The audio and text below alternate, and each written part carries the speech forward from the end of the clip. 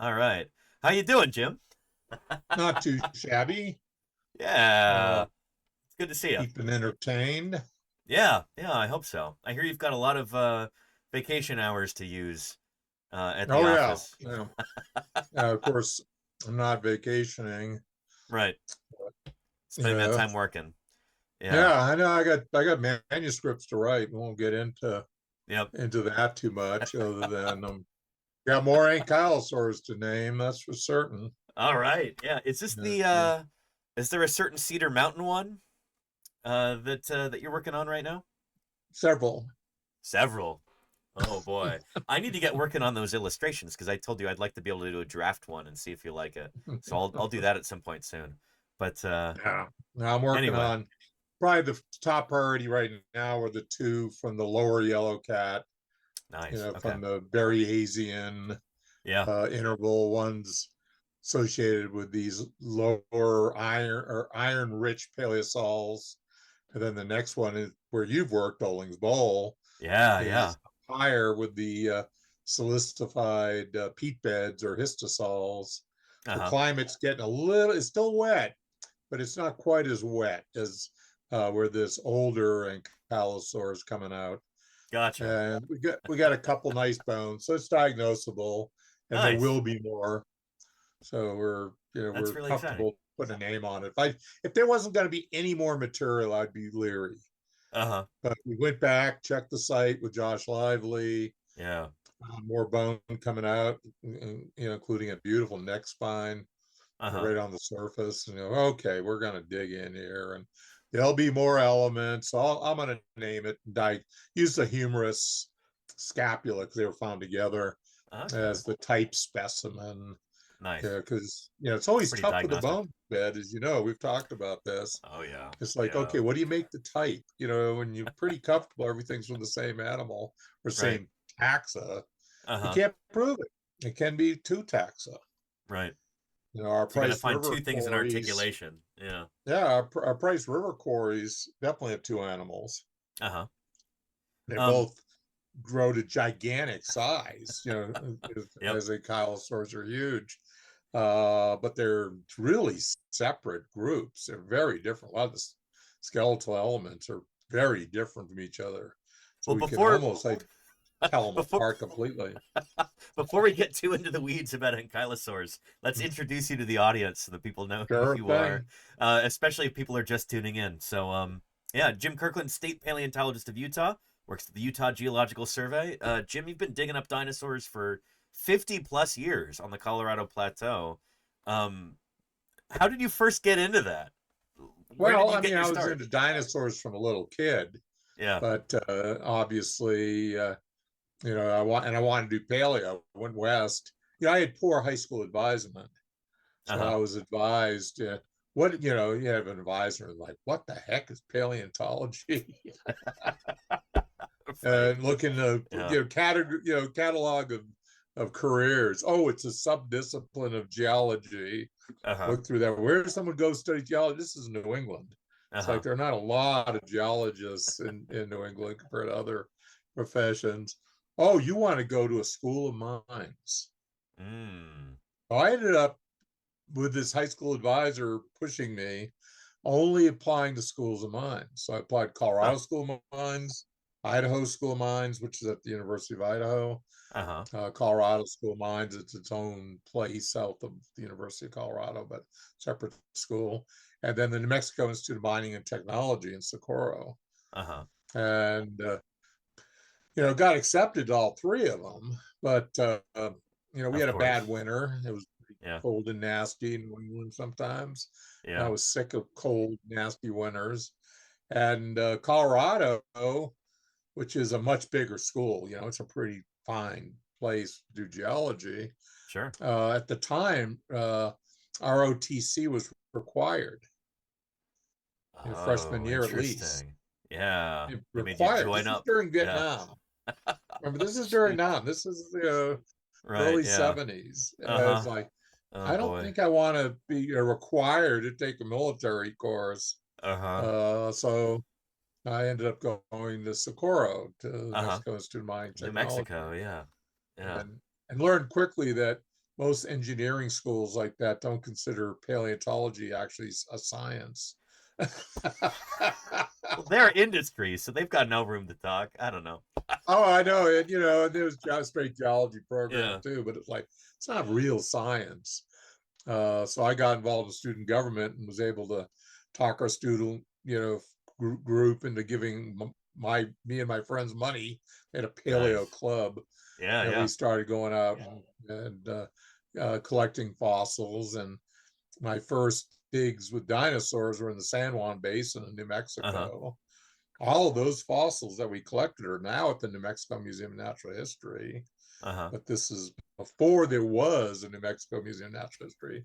So initially they went to the New Mexico Bureau of Mines Mineral Museum, Yeah, okay. and were transferred up there later when they made that museum. And that's where I got to meet my predecessor, Jim Madsen, Right. because Yeah. I first went out with Dave Thomas, who was a good friend of mine, both Uh-huh. same guild at school. His father was, an amateur paleontologist and good friends with Jim Madsen, Right. who was the Yeah. Utah State paleontologist. Yeah. And Dave Thomas was a sculptor, musician. I Yeah. mean, he was just, a Renaissance man. Not the Wendy's And guy though. no, not the same. Yeah, not the Wendy's guy. Dave Jr. isn't either, but Right. they're both Renaissance men Yeah. with Yeah. many, many talents and brilliant minds. Dave Thomas Jr. had a cover story in Scientific American as a grad student Uh-huh. on non-reversible mirrors. So Uh-huh. that's not bad when you're like 22. Seriously, yeah. But they're the guys that took me out digging dinosaurs for the first time, and Uh-huh. that was in the spring of '77. Right. Okay. Yeah, Nice. Yeah. and went out. From that point on, while I lived there, every few weeks we'd go out and poke around and Right. look at Yeah. stuff. And Jim Matson once in a while would come down from Salt Lake City and Mm-hmm. identify the things we were finding, and Yep. keep us on the right track. At that time, BLM permits were largely like, have fun, don't Right. get hurt. Yeah. And so how much of that stuff was in the Morrison formation? Oh, and before you answer, None of it was would it be all possible to Cretaceous. adjust your camera a little bit too? We're kind of cutting off part of your face and Oh, yeah. it's tough because the way Oh, this, sorry, yeah. No let's worries. see, yeah, That's on much top of better. my screen. Perfect. Thank you, Jim. Okay, Excellent. Yeah. turn the whole screen. So how much of that was Um, Morrison? Because I want to segue us into None that, of it. talking about none of it. So all upper No, none Cretaceous, of you were it. saying? All Upper Cretaceous. And when I went to grad school at Flagstaff, Yeah. my thesis work was, even though I was working, doing vertebrate paleo with the Museum of Western Colorado, Uh-huh. most of the work I did there with those guys was in the Triassic, Right. Okay. Chinle Formation, or in the early Jurassic. Uh-huh. We found the first mammals in the Kayenta, Will Downs and myself, Right. from a site Harvard had already located. Uh-huh. But we tried screen washing, and Will said, "We gotta go out there and look." And so we went out, the two of us, and did two, incredibly hot summer hikes down through the Navajo sand dunes, uh, and literally climbing sand dunes to get down through the cliff, Right. to get to the Kayenta Bench and Ward Terrace. We did 2 trips, Uh-huh. and in those Sax Matrix, so we hiked out of there. We got the first early Jurassic mammal tooth in North America, the Really oldest exciting. Shoot. mammal in North Yeah. America at the time. Uh-huh. So Will gave Farish a call, and Farish, you could just hear him cussing over the phone. Just, Yeah. he was at some dinner party. That's Ferris And if Jenkins you're from chairman of the biology department at Harvard, you can get an emergency National Geographic grant in a week. Oh wow. Shoot. So Okay. his team flew out a week later. Uh-huh. His field guys drove out, but Farish flew out. And Will Farish and I, without any specific permits, Uh-huh. jackhammered a road through the Navajo sandstone bench, down through that bench to the Kayenta. Uh-huh. Fortunately, the local Navajo people in the area were thrilled because they could then drive down that They had a track. road, yeah. Yeah. It just opened up a whole new area for getting to their sheep, Uh-huh. as they're herding sheep. But Pretty loosey goosey. Yeah, not like that I today. worked with the older Shoot. stuff and Yeah. did marine Uh-huh. Cretaceous for my master's, and that's what got me into my PhD program at Boulder. On ammonites, right? Uh, yeah, I work ammonites, Yeah. inoceramids, high Yeah. resolution. Basically, it was theoretical high resolution stratigraphic project. So I did theoretical Right. biostratigraphy. How Yeah. close can we time correlate beds across the West using fossils and volcanic ashes? Yeah. So I want to drill into that a little bit High more. resolution event stratigraphy, which has always Yeah. been my mindset. It's how Yeah. I operate. Is on time correlation. For me, context is everything. Right. I'm putting up a story. I don't want it just random. Yeah. And I get into arguments with people all the time. It's like, okay, what's the age of this thing? Uh-huh. Really.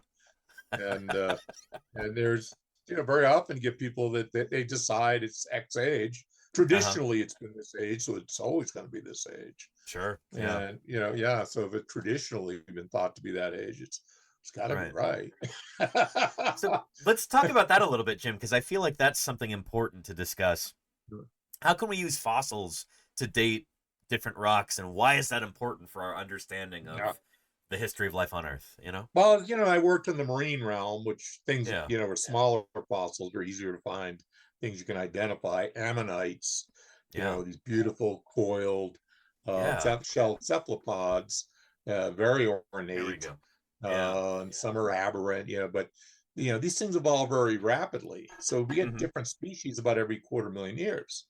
Right. The evolutionary rate is still comparable to the best radiometric dating we have of volcanic ashes. Uh-huh. So if you get a sequence of ammonites and you can correlate them, and a lot of them are global in Uh-huh. distribution, or at least, all northern hemisphere, but some cases literally global. Yeah. For the marine Cretaceous, we have the best framework for the upper Cretaceous of any place on the, in the world during the Uh-huh. entire history of life, but the lower Cretaceous, which is where I specialize in now, we don't quite have that kind of record.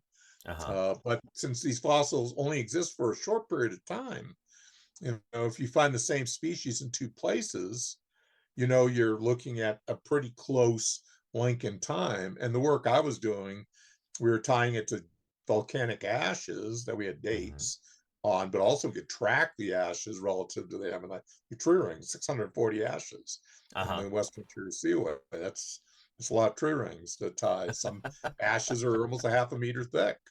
Yep. And we traced through Montana all the way to Texas and Uh-huh. Iowa through Utah. They're pretty nice timelines. And we're looking like how fast does a new species of ammonite go from one place to another? And we Right. found almost pretty much even with that simultaneously. You Uh-huh. know, but what was interesting, my work showed that their extinction was diachronous. So if you Huh. plotted first occurrences, you got a line parallel to our line of correlation for the ashes. When you looked at the last occurrence of ammonites, it was at a different angle. And what Right. it was showing us is they tended to die out first in the central seaway, where Huh. you get more lower oxygen conditions. We develop these anoxic events and things, is what we considered being the cause. That's an Yeah. area still to be worked on more clearly. And we're finding the younger ones to the edges. Hmm. So they tended to die off more in the deeper water and survive the edge, but they were diachronous and consistently the same way. Huh. Uh, so that it was interesting because my advisor ended up publishing that before I finished my dissertation. Published one of my figures, the main summary figure of my whole PhD Oh came out. And boy. it's like it says Kirkland in progress Uh-huh. under it, under the figure. Stealing your But it's thunder. like, well, my that there goes my Nature paper. Yeah, shoot. Well, maybe let's talk about that a little bit. Like, how can you use organisms like ammonites to help build a timeline? Because I try and explain this concept to the viewers sometimes, where you've got these different Well, lines of evidence. You have ash dates, you have biostrat, mhm. you've got ammonite. How does that work? Like Well, all part these different of people this working stuff, together on this. Yeah. yeah. Well, part of this is how I look at evolution, Yeah. and in the interior, where we have climatic cycles, what we call Milankovitch cycles. imprinted on the rocks. So instead, Yeah. in addition to the ashes, we have these cyclic carbonate dark shale intervals, and they also be correlated across the seaway, Uh-huh. in parallel to the ashes. Yeah. So what that's reflecting is changes. The limestones tended to be pretty bioturbated, so they're Right. real healthy substrates, where the intervening shales tend to be well laminated and Uh-huh. not nearly as much burrowing. So the Less low stuff going oxygen on. levels were coming up cyclically with better conditions, Yeah. following the processional cycle of the Earth around the sun. I mean, Mm-hmm. we're part of our our solar system. I mean, people don't think of this, but we are. Asteroid Yeah. impacts, this all does affect life on this planet.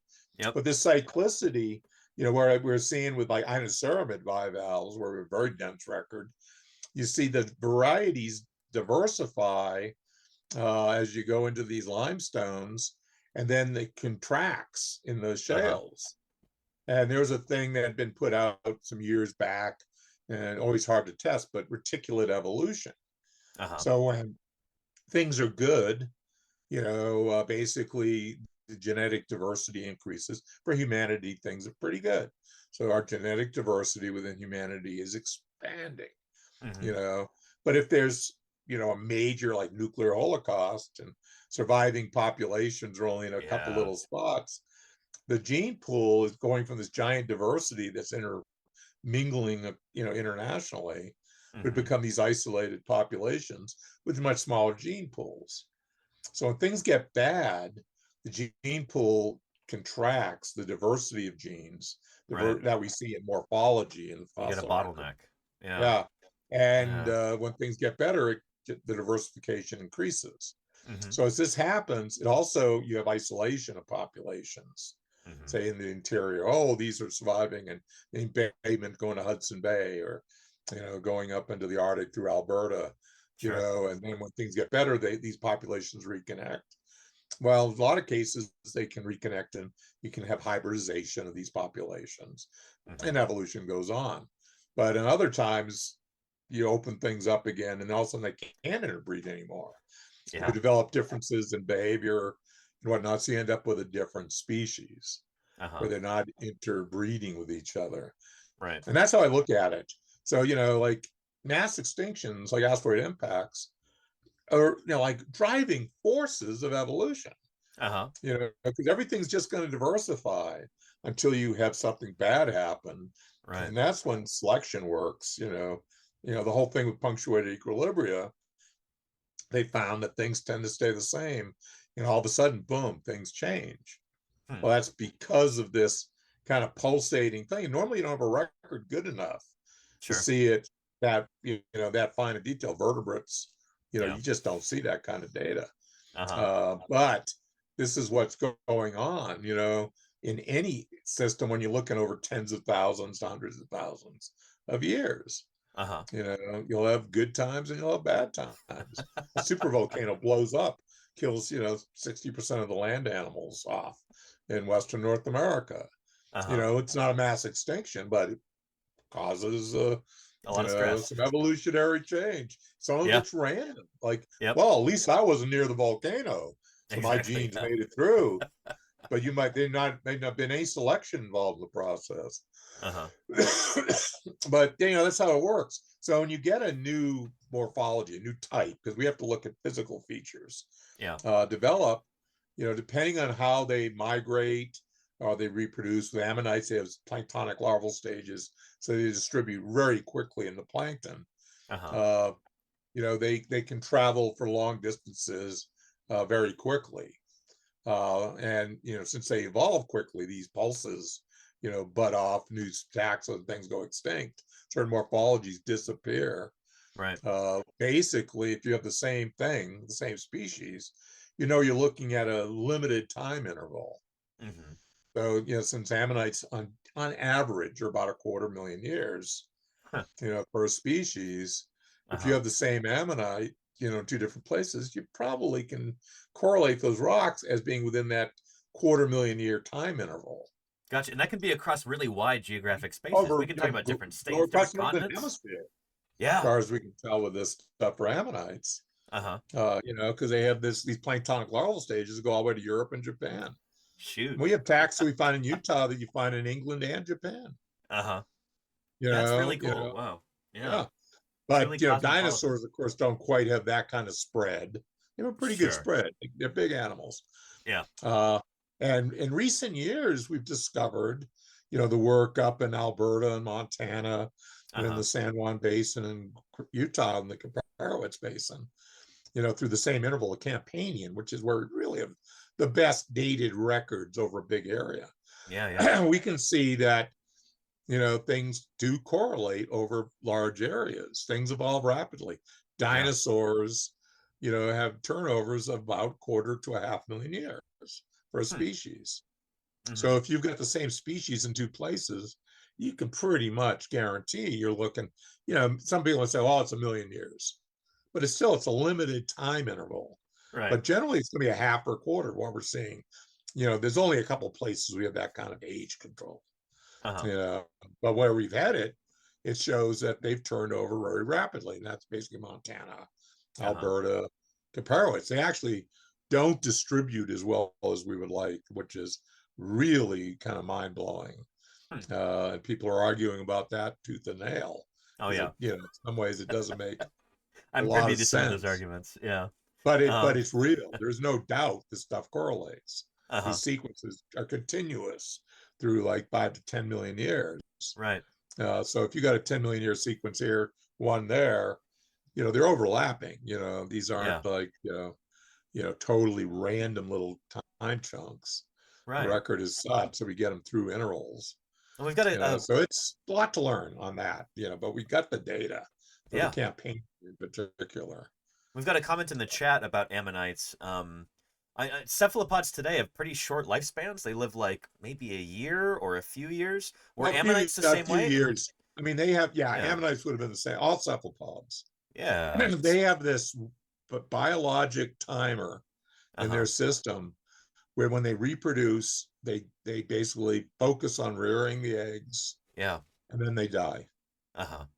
That's why there's no ammonite or no octopus civilizations. Right. Yeah. Yeah, I mean, That and these the are animals that copper-based are get blood. as Yeah. smart as 4-year olds, Oh but yeah. passing the information on generation doesn't happen. So Right. when you look Yeah. at how smart an octopus is or a cuttlefish, these Uh-huh. things talk to each other in color and texture, and things. I mean, it's incredible mind, but they've got this, timer in their life cycle, Yeah. and they'll never become terrestrial because they have more of a copper-based blood system that's not as efficient as oxygen, Yep. hemoglobin-based system. So it's Uh-huh. like, they've got all these great aspects. They got hands, the tentacles, large brain, great eyes. They just can't pass information on. Right. So you're telling me that You know. these huge ammonites that are like 2 meters across sometimes, Mhm.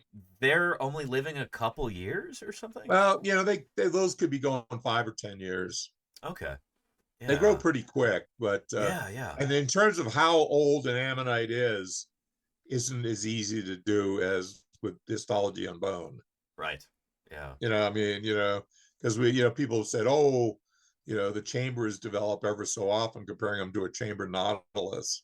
Mm-hmm. I mean, nautilus are like in a different subclass of cephalopods They're from closer to ammonites. octopus, I Ammonites think. are Yeah. closer to octopus Oh, and okay. Yeah. squid, apparently. They're Yeah. pretty, and they've been separate since at least the Devonian, but Uh-huh. probably all the way back into the Ordovician. So Yeah. these are real different lines. Yeah. Yeah. And to extrapolate, well, it takes a nautiloid so long to do this. Uh-huh. And we know they reproduce real differently. Nautiloids lay big eggs Uh-huh. and the young hatch out and swim away. Yeah. Ammonites have these tiny eggs that are like a millimeter Quite tiny. across, Yeah. and they're in the plankton for a long time.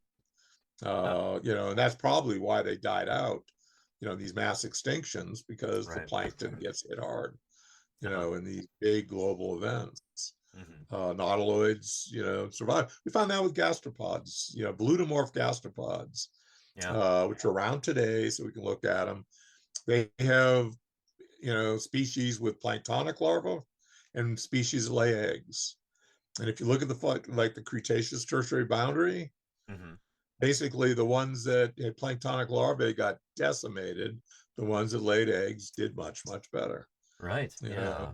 know, stay not in the plankton for a chunk of their lives, and have to be in the plankton for part of their lives. Right. So if also Yeah. plankton is decimated, we got a problem. Bad news for them. Yeah. Shoot. Yeah. But Um. basically, I got into the Jurassic, Yeah. working, uh, with the Museum of Western Colorado, Hmm. leading field trips, and I got hired by a grad student. I was a stratigrapher. You needed to hire someone. He was a great working on a thesis to work out the geology of the Fruta Paleo area, Gotcha. Okay. which I Fruita, think Colorado. I Yeah. pulled off pretty good piece of work there over the years. I've heard good But things. Yeah. brought me in as a geologist to the FPA, and basically, and I'd worked in the marine realm, so I applied high resolution event stratigraphy to the Fruita Paleo area, and that's how I think it's the best understood square mile of Morrison floodplain that we have in the interior, Nice. because we were using flood deposits as markers, these timelines, each flood, but they only work between one river and the next, where they kind of, die out on the levee of the next, say, an abandoned river, Gotcha. because the levees was still a relief on the floodplain.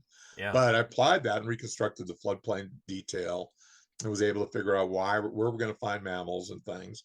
And we developed a model for looking for mammals and little vertebrate skeletons in the Morrison that has worked in other areas. Uh-huh. And it worked in the Permian because I applied it in Nebraska, and we found little amphibian sites using this methodology.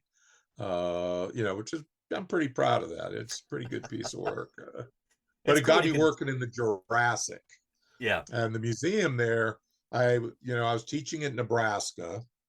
I was dating my wife at the time, Uh-huh. who had been a volunteer at the Museum of Western Colorado, and they had a program that they were developing to have people come out and dig on sites. This was the museum with Dynamation, which Uh-huh. was just kind of helping do this.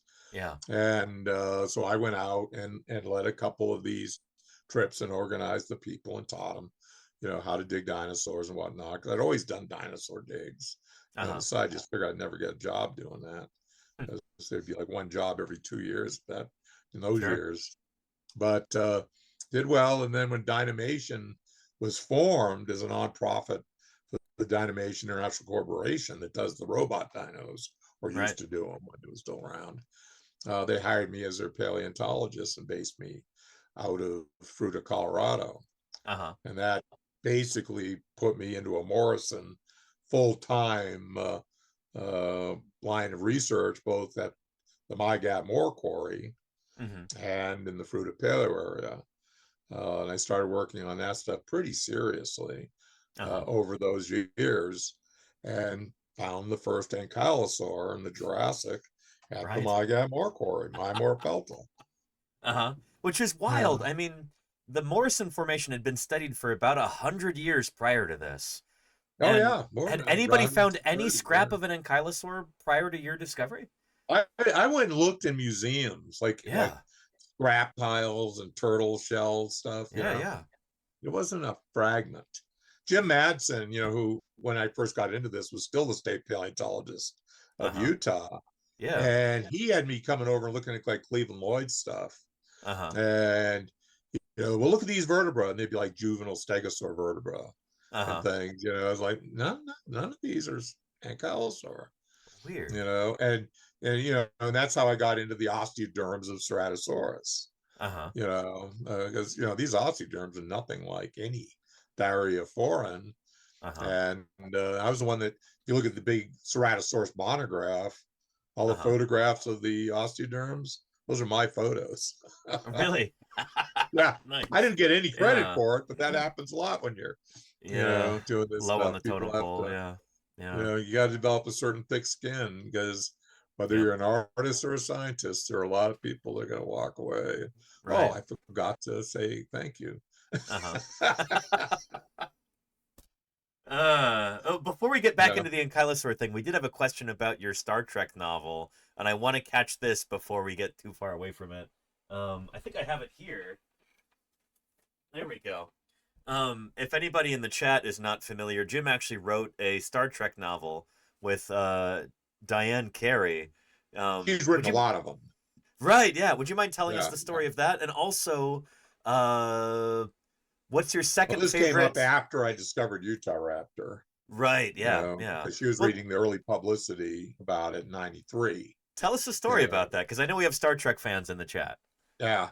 And basically, I got, our secretary, said, there's someone who's calling you, wants to talk to you about Utah Raptor. So I started Uh-huh. talking to this woman, and she was wanting to know, well, why do you think they might be pack hunters? I said, well, it's not my work. I don't certainly have data for it, but people Uh-huh. have suggested that they have Right. fairly sizable brains, and that there are associations of them with Tyrannosaurus deinonychus, with Yeah. tyrannosaurs in groups. So perhaps, they could have been randomly, died at a Uh-huh. mass feeding site. But I kind of was like, yeah, I think there's a good shot that they had some sort of social or quasi-social interactions. Right. And she's at one point goes, have you ever read a Star Trek novel? And I said, no. Uh-huh. Although you Well, are I a big like Star Star Trek Trek. fan. Yeah. Yeah, no, I Yeah. like Star Trek, but I hadn't Uh-huh. read the novel. I was a pretty serious science fiction fan, but Uh-huh. or hard science fiction, you know, being Larry Niven, Heinlein, Uh-huh. Asimov, Yeah. uh, Bradbury? and King Bradbury, of course. Oh yeah. Bradbury wasn't really a hard science fiction writer, but great writer. Wrote about dinosaurs a lot, yeah. Yeah, he liked dinosaurs, no Yeah. doubt. But basically I said, no, but sitting around the campfire, sometimes we talk about stuff like Star Wars or whatnot. Uh-huh. And and Star Trek and she goes, I came up with what I thought would be a neat scenario for a movie sometime would be to have the Gorn, since they were reptilian-like in the original series, Uh-huh. uh, you know, pretty upset that they have no place in the Federation. So they Uh, figure out how to go back in time. They go back in time to prevent the asteroid impact. oh. And of course, the Enterprise is testing a cloaking device that they had gotten from the Klingoners, Uh-huh. and or Romulans. They were trying to test this their own version of a cloaking device, and they cloaked. And when they came out of being cloaked, there's like no Federation. It doesn't exist, Uh-huh. And all of a sudden, the universe is run by Klingons and Romulans who are scapping at each other. So finally they figure out what happened. There's no humanity, Uh-huh. and no one has heard of any, about humans. And humans are a big part of the developing, the The Federation, Federation, supposedly with the yeah. Vulcans. Uh-huh. Uh, we got to figure out how to go back. So they do one of the big zip around the sun real quick, jam it on now, let's torque it, Uh-huh. and go back in time. So they have the adventures, Kirk and Spock meet T-Rex, Uh-huh. who's taken out an Alamosaurus, because we said it in Utah. You Uh-huh. know, Nice. so T-Rex Yeah. goes, first scene ever written, I think, of a Tyrannosaurus Rex taking on a Titanosaur. Really? So Huh. that was, I wrote that, Yeah. part of the book. I just said, let's do it right. And Uh-huh. they wound the thing, and it goes, take it off, and the great nose of a Tyrannosaurus, just tracks it away to the brush, sniffing it out, but yeah, and then they made us have a crappy ending, because I was going to have them, save, a village they become friends with, these dinosauroids that are down, true In like the adopted. Dale Russell sense, yeah. Yeah, the Yeah. Dale Russell types, and the lawyers at Paramount at the time said you can't do that. Why? Why? Yeah. Why? Yeah, why? Because we're just killing Kirk off in the series, so Kirk cannot save a civilization. don't know how that makes sense, but okay, I'm not a No, it lawyer. doesn't. I mean, I deal with this all the time. Believe me, I'm going to deal with it tomorrow, but that's on a Yeah, different topic. yeah, But people that don't have a clue what they're talking about, thinking they know what they're talking about, or right. they have Yeah. power over you. Uh-huh. That's yeah. Yeah, no, So that's that just was that's the way what life is. I what mean, year did this come idiots. out? Let's look, because this would have been It'd be, I uh think, 94. okay. Let's see. Looks like first printing August 1995. So this would be Oh, 95, yeah. 1 year after your publication of My Mora Pelta. Mhm. Yeah, Um, but yeah, no, that thing came out and it funded me to go tour museums in the East and Canada to uh-huh. study ankylosaurs. Right. So Okay. if I hadn't gotten that book, the Uh-huh. animation was not going to give me, $5 grand or whatever I ended up spending on that research trip Oh. to go study ankylosaurs all over the country. So that was, But I well, mean, I tell us said, about you that. guys, they wouldn't let me Yeah. keep the money, Uh-huh. but they were willing to let me apply the money toward this research trip. And that Interesting. is what actually set me up as a vertebrate paleontologist. I didn't know this, Jim. Shoot. So we Absolutely. owe we owe Gastonia and Utah Raptor and all these other dinosaurs that you've named to this novel? Are you telling Yeah. us that? Yeah. I mean, in terms of me being able to do a legitimate job describing them, Wild. I did Carpenter not was know working this. with me. It would have been like Carpenter being the lead on everything without me, and Ken was teaching me some things. Ken's good with ankylosaurs, Uh-huh. but you really got to see this stuff for yourself. I Right. have Yeah. learned that because any Yeah. errors I've made in my profession have largely been I didn't personally see the fossil. Interesting. And that's probably a That's lot of the errors that always you've been the caught. biggest source of Yeah. error, and it's the way it is with everybody. Yeah. You Yeah. read the paper, and half Uh-huh. the time, I mean, I'm looking at stuff on brain cases of ankylosaurs yesterday, Right. and there are papers on the skulls, good skulls of ankylosaurs, and they barely describe the brain case. And there's features. It's like, well, I can see the features, but you don't Uh-huh. even mention they exist. Right. And I'm looking at major papers, it's like, and that's the way it is on so much of this stuff. Is like Uh-huh. when you're diving into this stuff, you realize, oh, well, they were looking at it in a different way back then. Uh-huh. That wasn't their focal point, that, oh, this is an important character. I'm Right. wanting to know how this character changes ontogenetically and, through time. Uh-huh. And that character wasn't even identified as, other than, oh, it's a bump. That's interesting. It's just Right. random. Uh-huh. So how many of the errors that you've caught in the literature over the years have been because the researchers weren't looking at the original fossils? They were just looking at a photograph A or something. lot of them. I mean, there's no Yeah. question. Yeah. Uh-huh. And Gotcha. of course there's always errors because of, your part of your culture, Uh-huh. scientifically. Yeah. We're all on the shoulders of giants. And Sure. when Yeah. researchers, when I was younger, I'd be at SVP and people start bad mouthing people that I've looked up to. Oh, they're idiots. They missed it. It's like, Sure. well, they weren't. They started at zero. You know, Yeah. Yeah. and Yeah. you're quizzing them, and you know how much they came up with. You know, Uh-huh. That's an important yeah. perspective, and I think a lot of folks would do well to think about that more often. Oh, be kinder, yeah, to the Yeah. folks that came before you. I mean, it Hmm. really is. There's some people. I'm not mentioning any names on that, Sure. but Yeah. there are some people that truly tick me off on their attitude toward some of the people I looked up to that are, Fair. heroes in the Yeah. early years of Yeah. dinosaur paleontology. But Uh-huh. they're, part of the culture they were in. Sure. It's like, The product of their yeah, I time. mean, Yeah. Yeah. we get you get these paradigm shifts, Hmm. and if the paradigm shift hadn't happened, either you're the person that makes a paradigm shift or you're within that paradigm. Sure. It's just the way it is, and just, well, they didn't make this discovery, so they're idiots. Yeah. I really like that, Jim. Yeah. Um, Speaking of that kind of making new discoveries and suddenly sometimes things change and everything's different.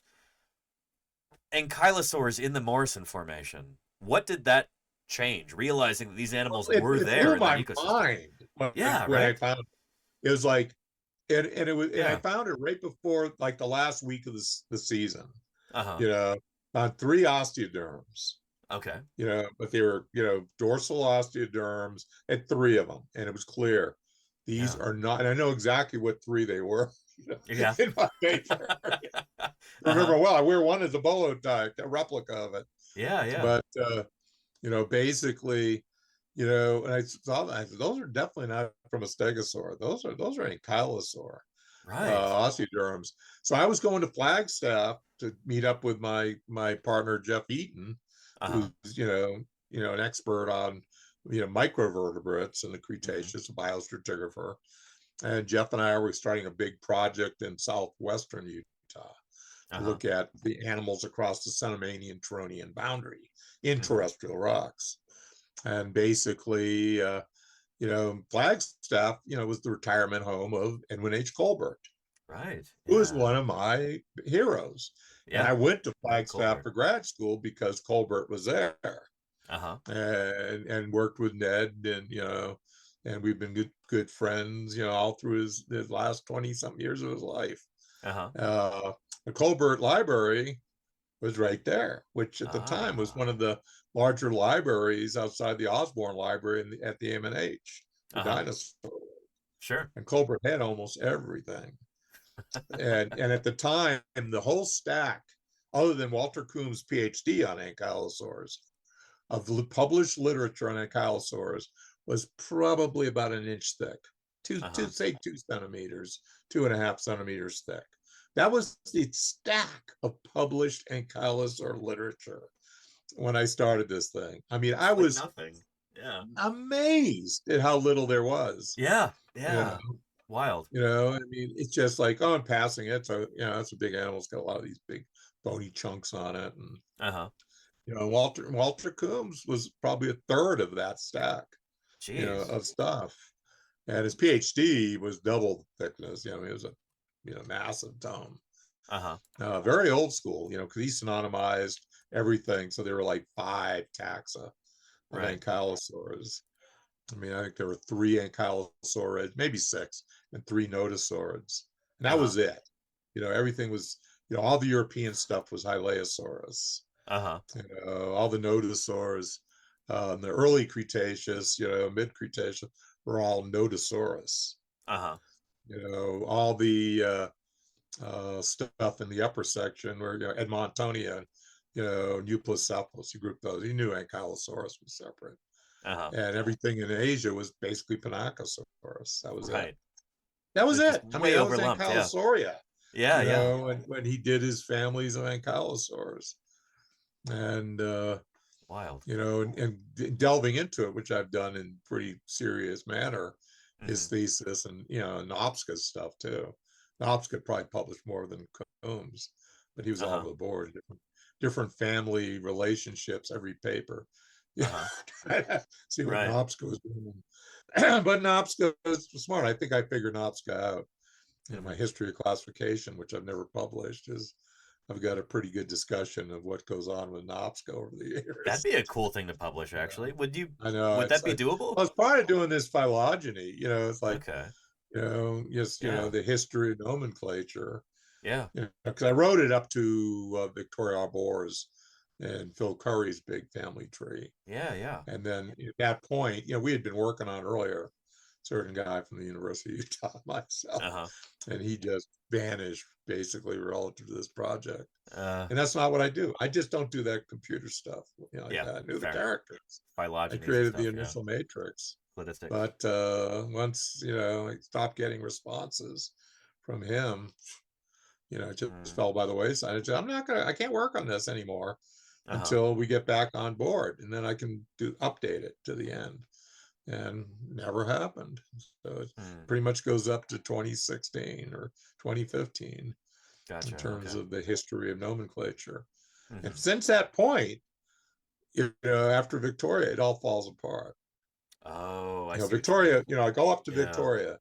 In my mind, everything after that's garbage. Sorry, Susie, but I do think everything that's come out since is garbage. But I'm not in a position to do much about it. Uh-huh. So I can complain, but and Paul Sereno, I know, is going to do a new family tree of early Ankylosauria for a paper he's working on. And I'm Interesting. looking Okay. forward to it. Yeah, I'm looking. I really want to see that. Just Uh-huh. these dang Spinosaurus keep getting in the way. Yeah. You know, it's like, yeah, Spinosaurus. You know, work on the important group, the crown of Some of us creation, like Dinosauria. Spinosaurus, Jim. I don't know. I need to get that Uh, paper out with Denver. Shoot. Maybe I need to go to uh, North Dakota and work on that with him in person to finally get it submitted, but that's going to be coming out soon. and you just get on Zoom, you just write it. You just Yeah. do it and let them edit it. You just, I mean, that's how I've gotten on a lot of this stuff. Yeah. I write the paper and then, try to get co-authors to actually look at it. And I've done papers. I don't think the co-authors even looked at it ever. Yeah. I mean, literally, I want to go into those papers either. It Yeah, that ticks me off. happens. Oh yeah, it definitely happens. So Yeah. with Mimorapelta back in the early 90s, you find this ankylosaur in the Morrison Formation. How was it Mhm. received at the outset? Were people skeptical at first, or were they Well, pretty? at first I didn't, I got so wrapped up immediately with Utah Raptor, Yeah. whatnot, because I found Utah Raptor the first stuff the Hmm. following year. Okay.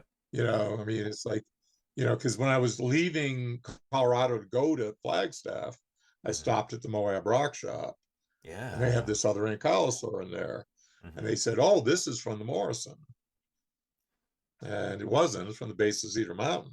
Right. That But at ended the up being time, they thought it was Gastonia. more. I said, Yeah. "Oh, Morrison dinosaurs falling out of the trees." So I Uh-huh. called my people back in Fruta, said, "You got to Yeah. go to Moab, and we got to, you know, lay claim to this and get out to that site and take it over." They Yeah. brought some stuff in, but they were willing to turn it over, and they did. Uh-huh. But basically, it's like, but you got to do what you got to do. I was in Flagstaff doing this Right. other project. But that was turned out to be Cretaceous, and in the next year we opened that site. Hmm. And of course, Utah wouldn't let me get a permit to do it. It was on Utah state land because I worked with Dynamation, Hmm. and since it was a commercial entity, I was dancing with the devil, so Hmm. they wouldn't give me a permit to work that site. But Uh-huh. that's how I ended up getting a relationship going with Don Burge Nice. and the Okay. Prehistoric Museum in Price, and Don, another Yeah. Renaissance man. That, Uh-huh. man, I'm sad he's no longer with us, but a man I love to death. Hmm. No doubt about it, great And guy. you But named yeah, Gastonia they wouldn't after give him. me a Yeah. permit. My Yeah. predecessor, State Paleontologist Utah, refused to let me work in Utah because he didn't believe that anything tied to a commercial entity should be allowed to have permits. And now you're the one who gives the It's just, permits. Yeah. yeah, I know. You know, I feel and like I there's a do. I don't lesson let, there somewhere. I Yeah. don't allow idiots to have permits. Uh-huh. But if you're qualified and the repository is proper, because it wasn't like we were going to take the stuff. It would have, we wanted for the Museum of Western Colorado, Yeah. which is where everything we did at Magamore went. But I Uh-huh. would have been totally happy, and we set it up so it ended up going to Price, and we did it under their permits. But I ran the dig. I was the one Uh-huh. that brought in the grant money, to do things and pay people. It was like, but what do you do? Politics are Yeah. always there, always there. Yep. Especially And when you're working I've for the learned state or that, something like that. Yeah. Yeah. yeah, That's yeah, it's just, yeah. actually it's not too bad. I'm the anti-bureaucrat. I like to cut through the garbage I like that about as you, much Jim. as I can. I mean, I do not give permits to people that aren't qualified to do the work, and it's not going to a proper repository. Uh-huh. I mean, that's, but you don't have to, you know, let them sit on pins and needles for a year before you decide if you're going to give them the permit. Right. They contact me. I'm pretty sure I'll know if they're going to get a permit within a day, Nice. Yeah. for state lands. I mean, it's not, and we issue it quickly, Yeah. and the BLM used to be like that too, issued them within like 3 days. Uh-huh. You get a permit, but it's gotten a lot more complicated Yeah. over the years, Yeah, for sure. and there's some reasons I know why it has gotten complicated. I'm not going to get into that either. Fair. Okay, we're not gonna get you in Uh, trouble, Jim. uh, Um oh with yeah, this don't new want to give me paper, any more trouble that I'm already in. There you go. Yeah. Um, with this new paper, when did this come out? Was it last week that it was officially published? Basically, yeah, a little over a week. Yeah, beginning of last week. And how long have you been It working came on it out, for? and well, I actually had a lot of it roughed out in 2016. Oh wow, But as shoot. you know, I've published a lot of stuff since then Oh yeah, because yeah. projects that actually pay the bills have to go in Uh-huh. front. I mean that's just the way the world is. Mm-hmm. And ankylosaurs have never paid the bills. Uh-huh. They're my favorite group of dinosaurs. They have never paid the bills. Right. So these horned toads, who cares about them? I want raptors. So why Need is more it that Utah. ankylosaurs are your favorite? What's special about Well, it's ankylosaurs just to you? the puzzle of trying to figure out what they look like. Because Okay. generally you find them, and what gives them a shell, like ceratopsian, Uh-huh. things are attached, their ornaments attached to their head. Yeah. The frill, all the Pretty spines and straightforward in that regard. adornments. Ankylosaurs have all this adornment too, that are Yeah. just as important for species recognition, Uh-huh. but they're not attached to the animal, the bones. So they Right. fall off, Uh-huh. you know, or you end up with an animal with all this weird stuff around it, Uh-huh. spines and plates, and where do they go? And and a lot of the early reconstructions were total fantasy land. Oh yeah. Yeah. I mean, Hoplitosaurus was reconstructed to look a lot like Stegosaurus. Uh-huh. They gave it like a little long, thin, slender head, and Yep. put his plates and spines upright, and it was basically like a Stegosaur. When And the first Hyliasaurus reconstructions of was first published. Polacanthus, Yeah. yeah, yeah, and that was total fantasy. They had the front Yeah. end of the Yeah. animal, Uh-huh. and I don't think it's very close related to anything in North America now. Hyliasaurus. So I not a don't think it's I don't think it's Polacanthine. is it a struviosaur? What do you think it Anymore. is? Well, it probably it might give rise to things, but I think the Interesting. European Polacanthines are coming out of Pelton, going over from North America to Europe. Interesting. Yeah. Well, yeah, I mean, So these are all hypotheses and need yeah. testing. Yeah, yeah, yeah. With Yeah, but that's an fossils, but we're interesting getting the hunch there. fossils. I'm trying to Yeah. name 4 new kinds. We're gonna have 8 different Polacanthines in Western U.S. Pretty much all of them from Utah, Uh-huh. except And for these are all Hoplitosaurus Cedar Mountain? marshall. Yeah, Nice. and Okay. Morrison. Yeah. And And Morrison. I don't think Gargilosaurus is a Polacanthine. And that was one of the biggies, because Carpenter, Uh-huh. got into Gargilosaurus like the year we published on Pelta. Uh-huh. They turned a partial skeleton with a skull from Bone Cabin Quarry was turned over to Ken. Right. It's in the collections of the Denver Museum. And I Uh-huh. really described a lot, but didn't describe it in detail. Ken did good descriptions. But if we figured things, I think my picture's better. Hmm. But Ken had a good handle on that animal. But comparing it in the paper, so here's a picture of this bone here. Here it is, Mymorpel Gargoylosaurus. Because for years I thought Gargoylosaurus would end up being synonymized with Mymorpelta. Right. Yeah. I kind of assumed the same No, thing. no, no. But as the more work I've done, Uh-huh. it's clear and if you read that paper, Yeah. I mean, I love these messages I get. Why do you think they're different? I'm like, read the dang paper. Right. I wrote. That's why you published it. Yeah. Yeah. Yeah, So read the paper. right. And Look at chat, the pictures. I You'll be would able to encourage say you to something. take a look at it too, chat, because again, I'll put the link right here. Yeah, It's open it's access. This is online. through tell us a little bit about the journal here and why it's important. Yeah. Well, Geology of the Intermountain West Yeah. was started by the Utah Geologic Association. Okay. And, the Utah Geologic Survey is one of the biggest surveys in the country. Yeah. And it's also, Utah's got a lot of mineral resources and oil and gas and thing. It's an up and coming area. So there's a lot of geologists. Mm-hmm. And they actually have a fair bit of money. They've been doing guidebooks, annually for decades. Sure. And basically when BYU stopped publishing geological studies, Mm-hmm. because that was the regional geology journal, for decades. the UGA took it on Hmm. and decided let's do it open source and full color, and they have rigorous review process. In Uh-huh. fact, more rigorous than most of the major journals in my Hmm. mind. Uh-huh. I mean, they're very nitpicky. You got these retired geologists that are just Uh-huh. like, you know, they're serious about making sure your nomenclature is correct and whatnot. Uh-huh. Good for You them. know, We need more of that. no, Yeah. I'm very pleased with what they're doing.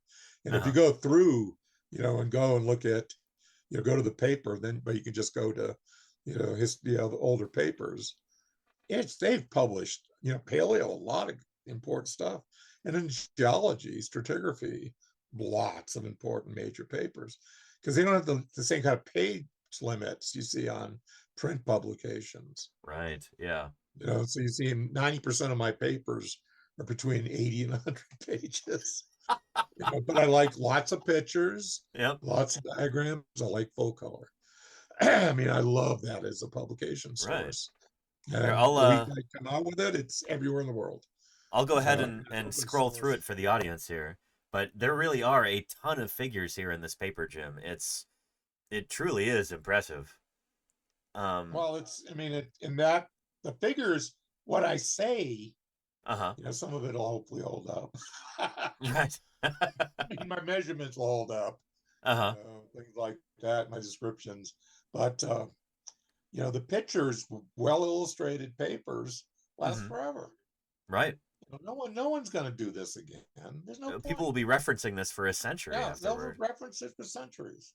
Yeah. Until Yeah. they'll eventually, if someone scans it and they publish it all as 3D models. Uh-huh. Which is that's the future. So everything 3D Right. figures. Yep. That you can Yep. download and rapid prototype in the Yeah. 3D print comfort of like your own home.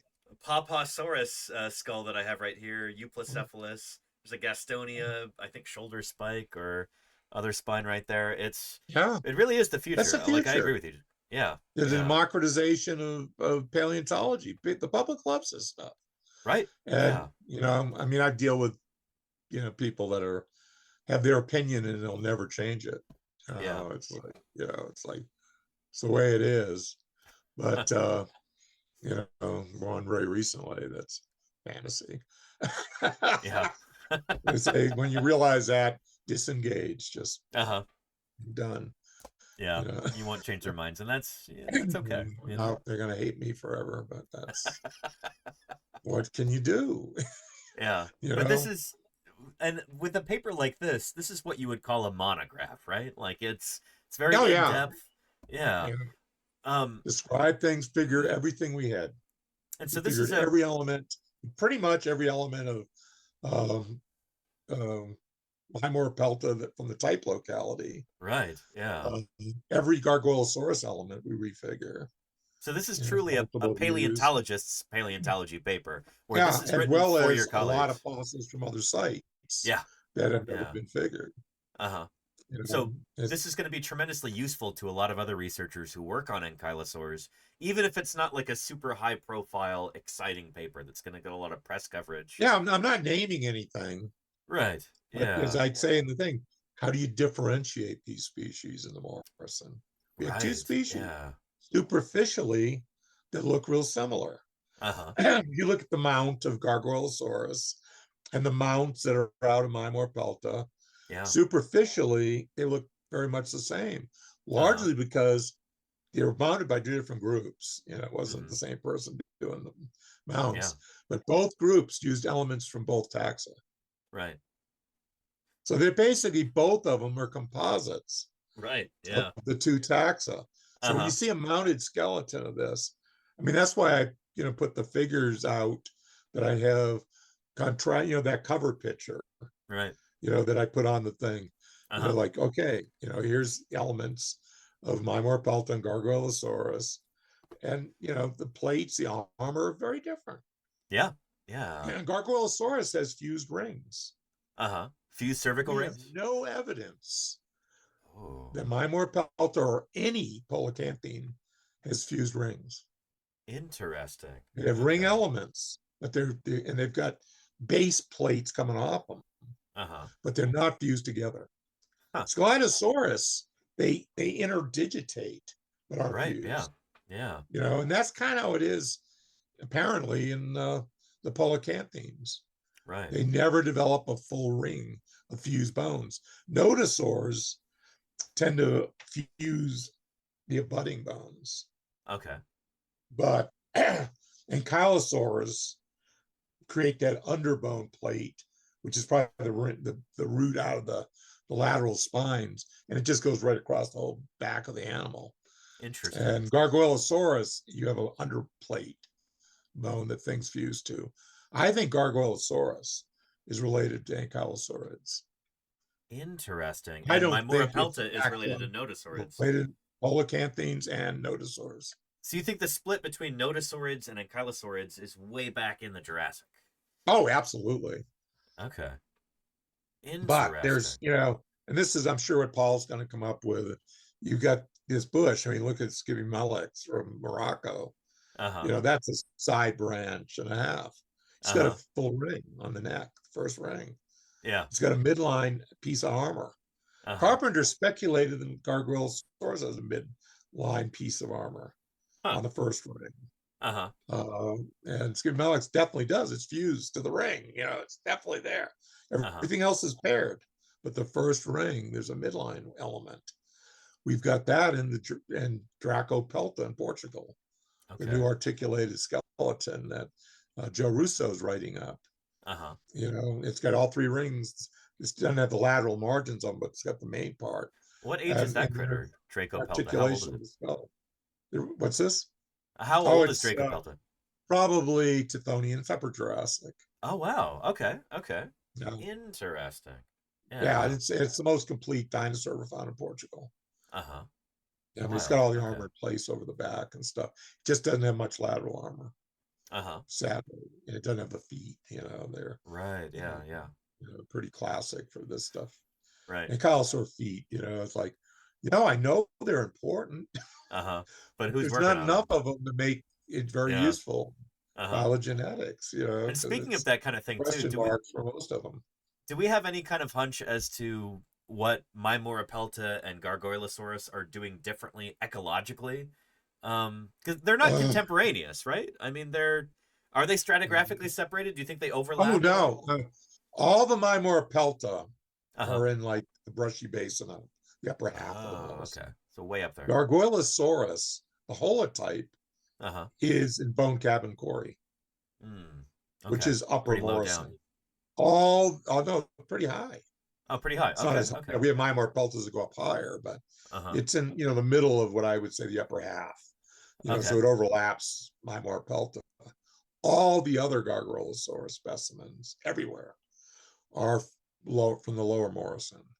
Only the holotype is high that it would overlap with Mymorapelta in my way of looking at the Morrison.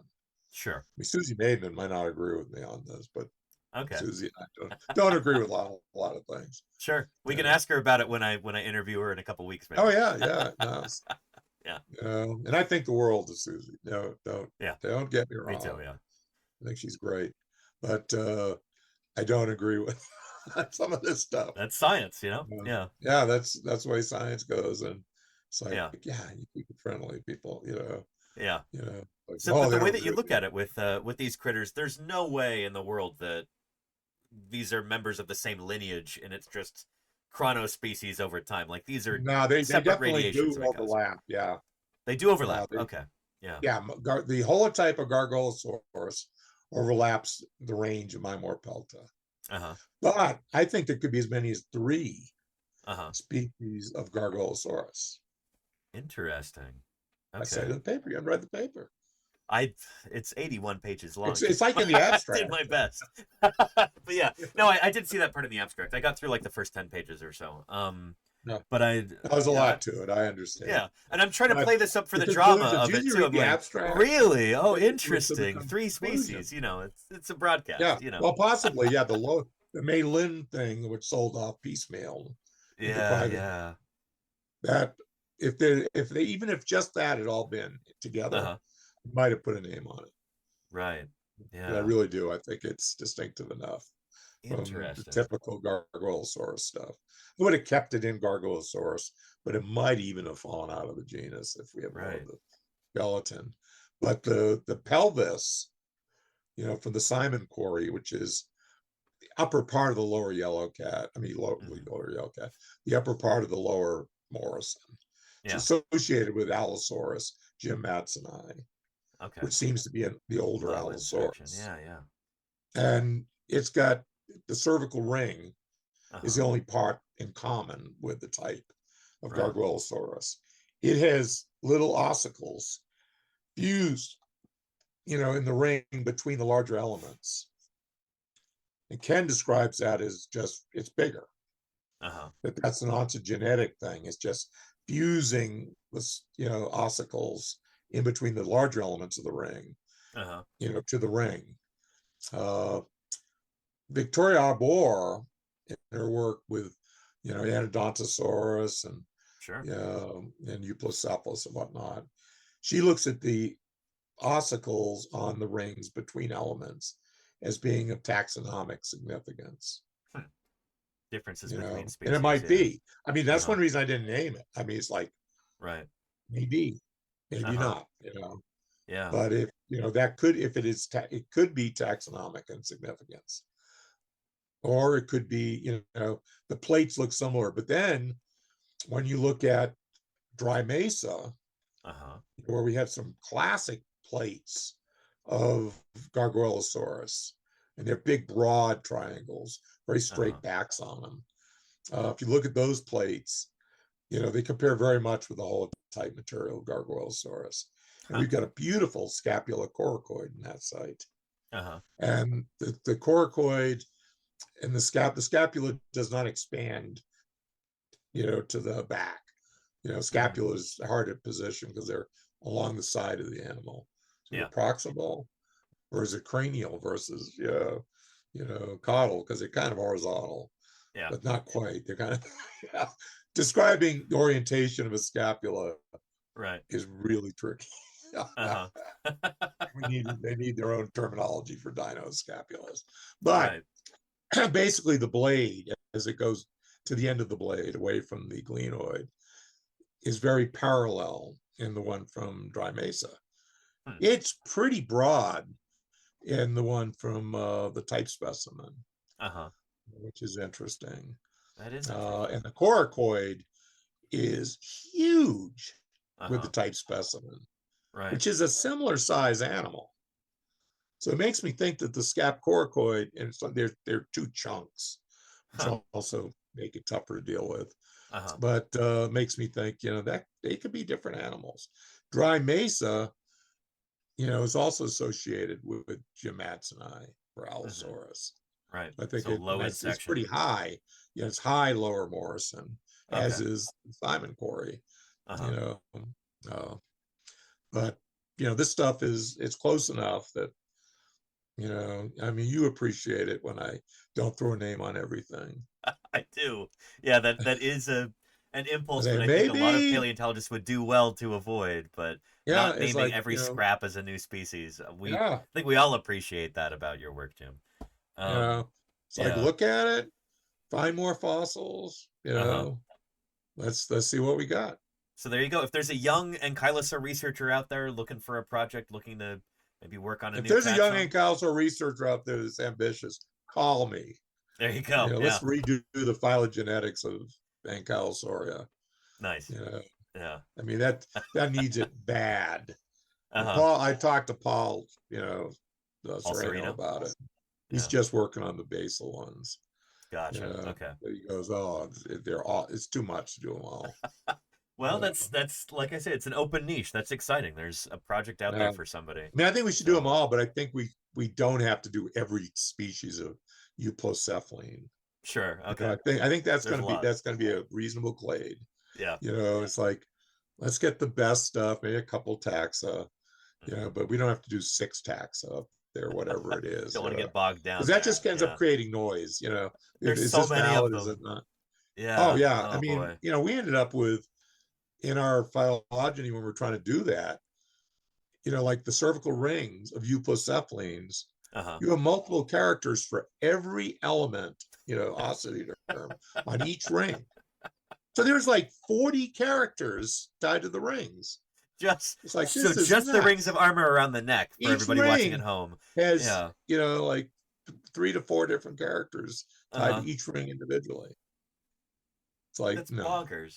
How do you keep track Yeah, of no, that? you end up Yeah. characters that tend to be variable. If you start having too many characters, Yep. particularly too many characters that are variable, Yeah, yeah. I mean, there's a lot of things that are convergent. Yeah. And, if you understand how the gene flow is in the tracks, you can decide to some degree, what are characters we would expect to be Right. more variable. Uh-huh. I mean, and very few people but me put as much interest in what the armor is. Uh-huh. Because I do. I think the osteoderms are major focus of selection. I've heard Denver Fowler say the same thing. We've got that nodosaur from, what is it, Dinosaur Park equivalent in the Judith. Mhm. It's like 79 million years old, and we've got a skull from it, and just like the scutes on the skull, the osteoderms there, it seems, Capitula, however you say it. yeah, yeah, unique. And I remember Denver talking about how he thinks that may have been a species recognition thing for these animals, having these Oh different yeah, no, arrangements of absolutely, osteoderms yeah. like that, No, visual the display. scales. I mean, look at horn-toed heads. Yeah. I mean, I was going to put one. I made a Word file with lots of pictures in case we needed to flip through pictures. Share Uh-huh. screen, go to this and pull up these pictures. But I was going to put up this one of horn-toads heads, Uh-huh. and you look at how they're all ornamented differently. Uh-huh. And that's not all of them. That's just a dozen or so of them. Right. And it's like look at crocodilians. Croc species differences in crocodilia, Uh-huh. which is, Crocodilus is a pretty big genus, a lot of Oh yeah. species. A lot of species. But if you look at the species, it's the arrangement of osteoderms in the neck Huh. that allow you to identify all the species. Really? And you don't And it have works. variability. There's no There intra-specific doesn't seem to variation? be, no. It's the Interesting. pattern Huh. of osteoderms in the neck region Yeah. is probably one of the most diagnostic characters Yeah. in the species of Crocodilus. Yeah. Huh. Yeah, I mean it's very interesting. It's like osteoderms are important. Yeah. The pattern. Dorsals. I wouldn't take like one dorsal and name something, Uh-huh. or even say it's definitely this taxa. But Right. if I've got 30 or 40, Uh-huh. and that's not hard if you got a site with some ankylosaurs in to get like 30 or 40 Sure. osteos, or really 20. You Uh-huh. know, you look at the population and you realize, oh, consistently through these things, the rim has radial ridges sticking off it, Uh-huh. or Yeah. there's a little lip that goes around each one Mm-hmm. that's really distinctive. And you'll realize, you start looking at this stuff, that most of them have different armor characters. The Compton Bay Polacanthus, Susie Maidman and Raven, when they were working on the wheeled and ankylosaurs, they said, Uh-huh. we can't diagnostically say this is Polacanthus, Huh. because it's just not the overlapping parts we need. Right. Yeah, yeah. Polacantha, no doubt, but it's Polacanthus. Uh-huh. The shield has some different characters, but I'm looking at the armor, realize they all have this rim around the osteoderms on the back, Uh-huh. and they all have it. I mean, it's really consistent, because I've got a cast of a bunch of them. And if you look at the type specimen of Polacanthus foxi, none of them have the osteoderms on that specimen have this rim Huh. around it, and it probably indicates it's at least a different species. Uh-huh. You know, Huh. you Well, I know. remember talking to Richard and Susie about that on the post SVP field trip. We got to go out to the Isle of Wight Mhm. and stuff. And there was an idea for a while that Polacanthus and Hylaeosaurus We're might the be the same same thing. animal. And Walter then Coombs said that years right. ago. And then it turns out when they looked at the strat, they're millions of years apart. Oh yeah, no, Yeah. they don't overlap at all. Right, Sadly, they yeah. don't overlap in features pretty much at all either. Right, yeah. But there's Yeah. like all the Polacanthines, every single one, Mm-hmm. and Gargolosaurus Yeah. as what I think is a side branch at the base, that ends Yeah. up going to ankylosaurids. I Uh-huh. mean, I think this stuff is real important, because maybe, North America and Dracopelta in Europe maybe tied to the split between ankylosaurids and nodosaurs as well. Interesting. But yeah, when you look at this stuff, it's just consistently, Right. the pelvis of all the coelacanthines have a big ventral groove under the sacrum. Hmm. All the nodosaurs have that too. None of the Uh-huh. ankylosaurids. Gargoylosaurus doesn't have it. Dracopelta Interesting. doesn't have it. Uh-huh. Which would be more primitive, And to have, Mymorapelta does? my Pelta does very distinctively. Interesting. So And it's in all the other polycanthines you have to split consistently. the The shoulder spines all have this posterior groove going up the back. right. Paleosaurus, we have a bunch of those spines. None of Uh-huh. them have that groove. Even Interesting. Gargoylosaurus has that groove. Uh-huh. Even though its pelvis is really different. But all the Right. coelacanthines have that groove, and no one else, Right. but Gargoylosaurus. So you get the split early on between ankylosaurids and nodosaurids in your view, Jim. Um, Mhm.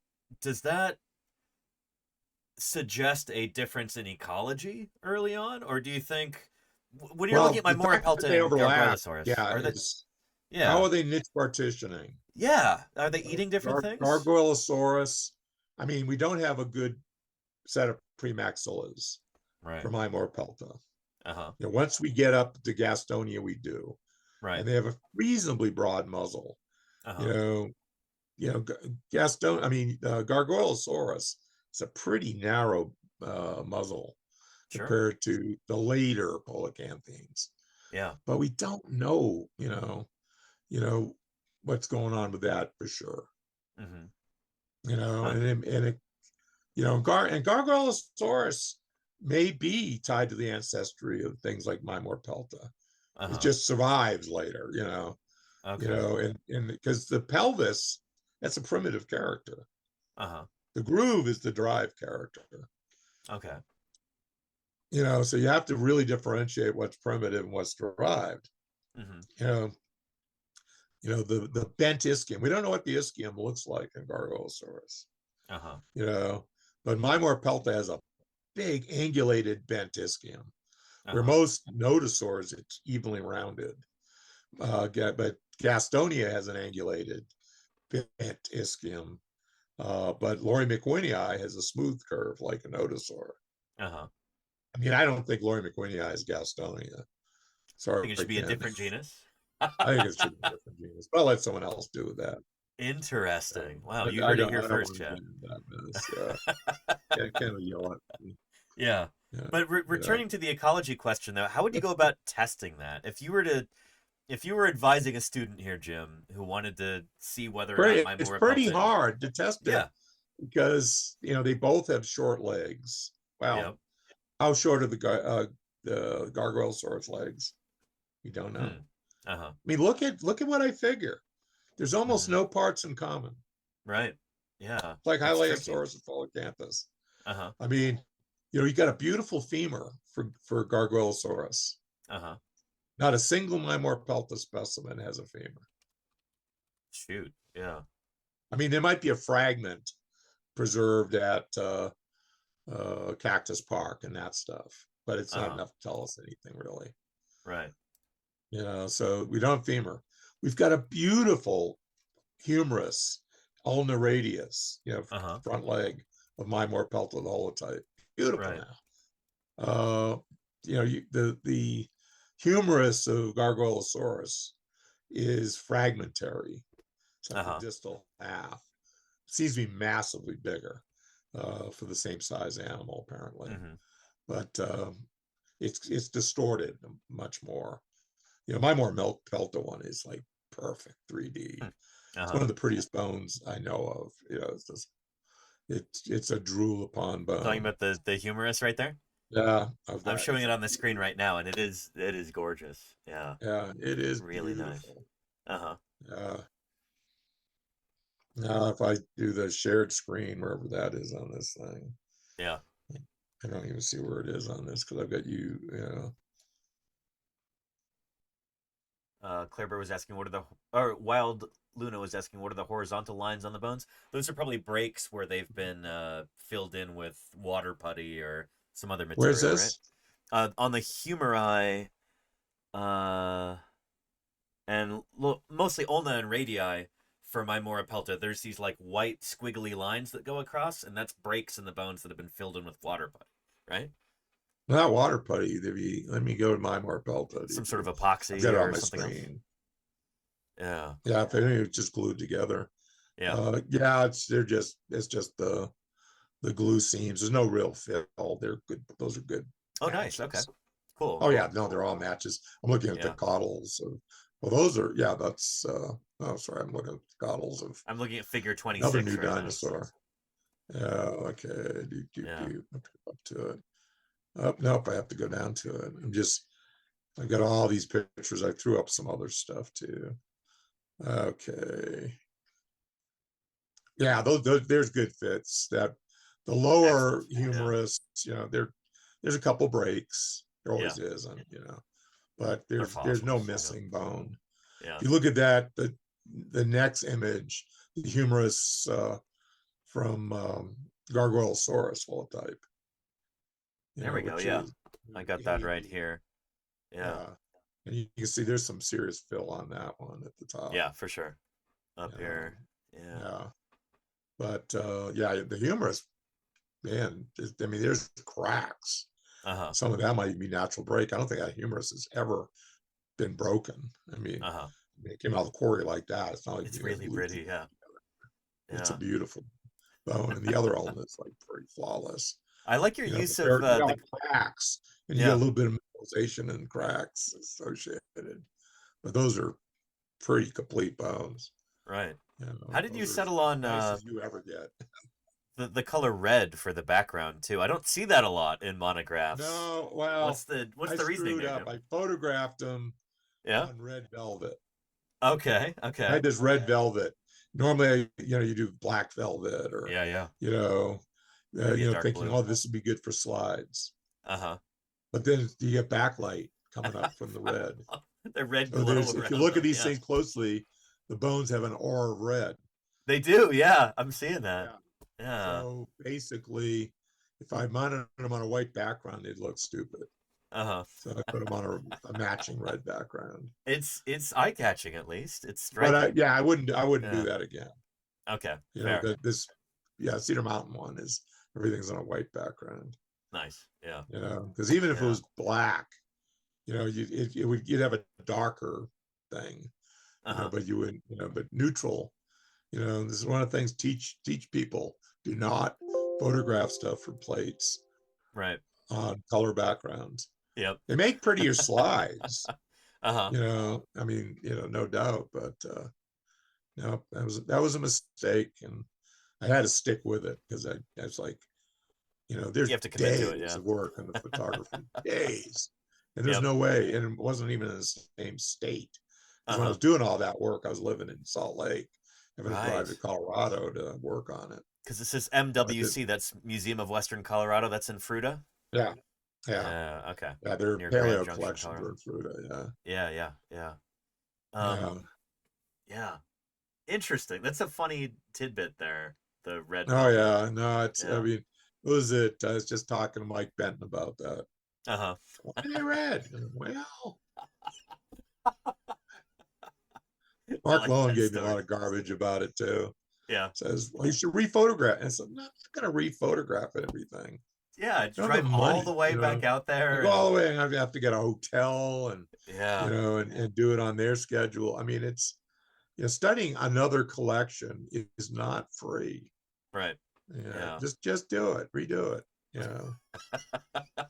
I mean, like the Gargoylosaurus stuff, none of that was shot Uh-huh. on a red background, but I'd still Right. mounted on a red just for For consistency. consistency, yeah. With this paper. Yeah, that makes sense.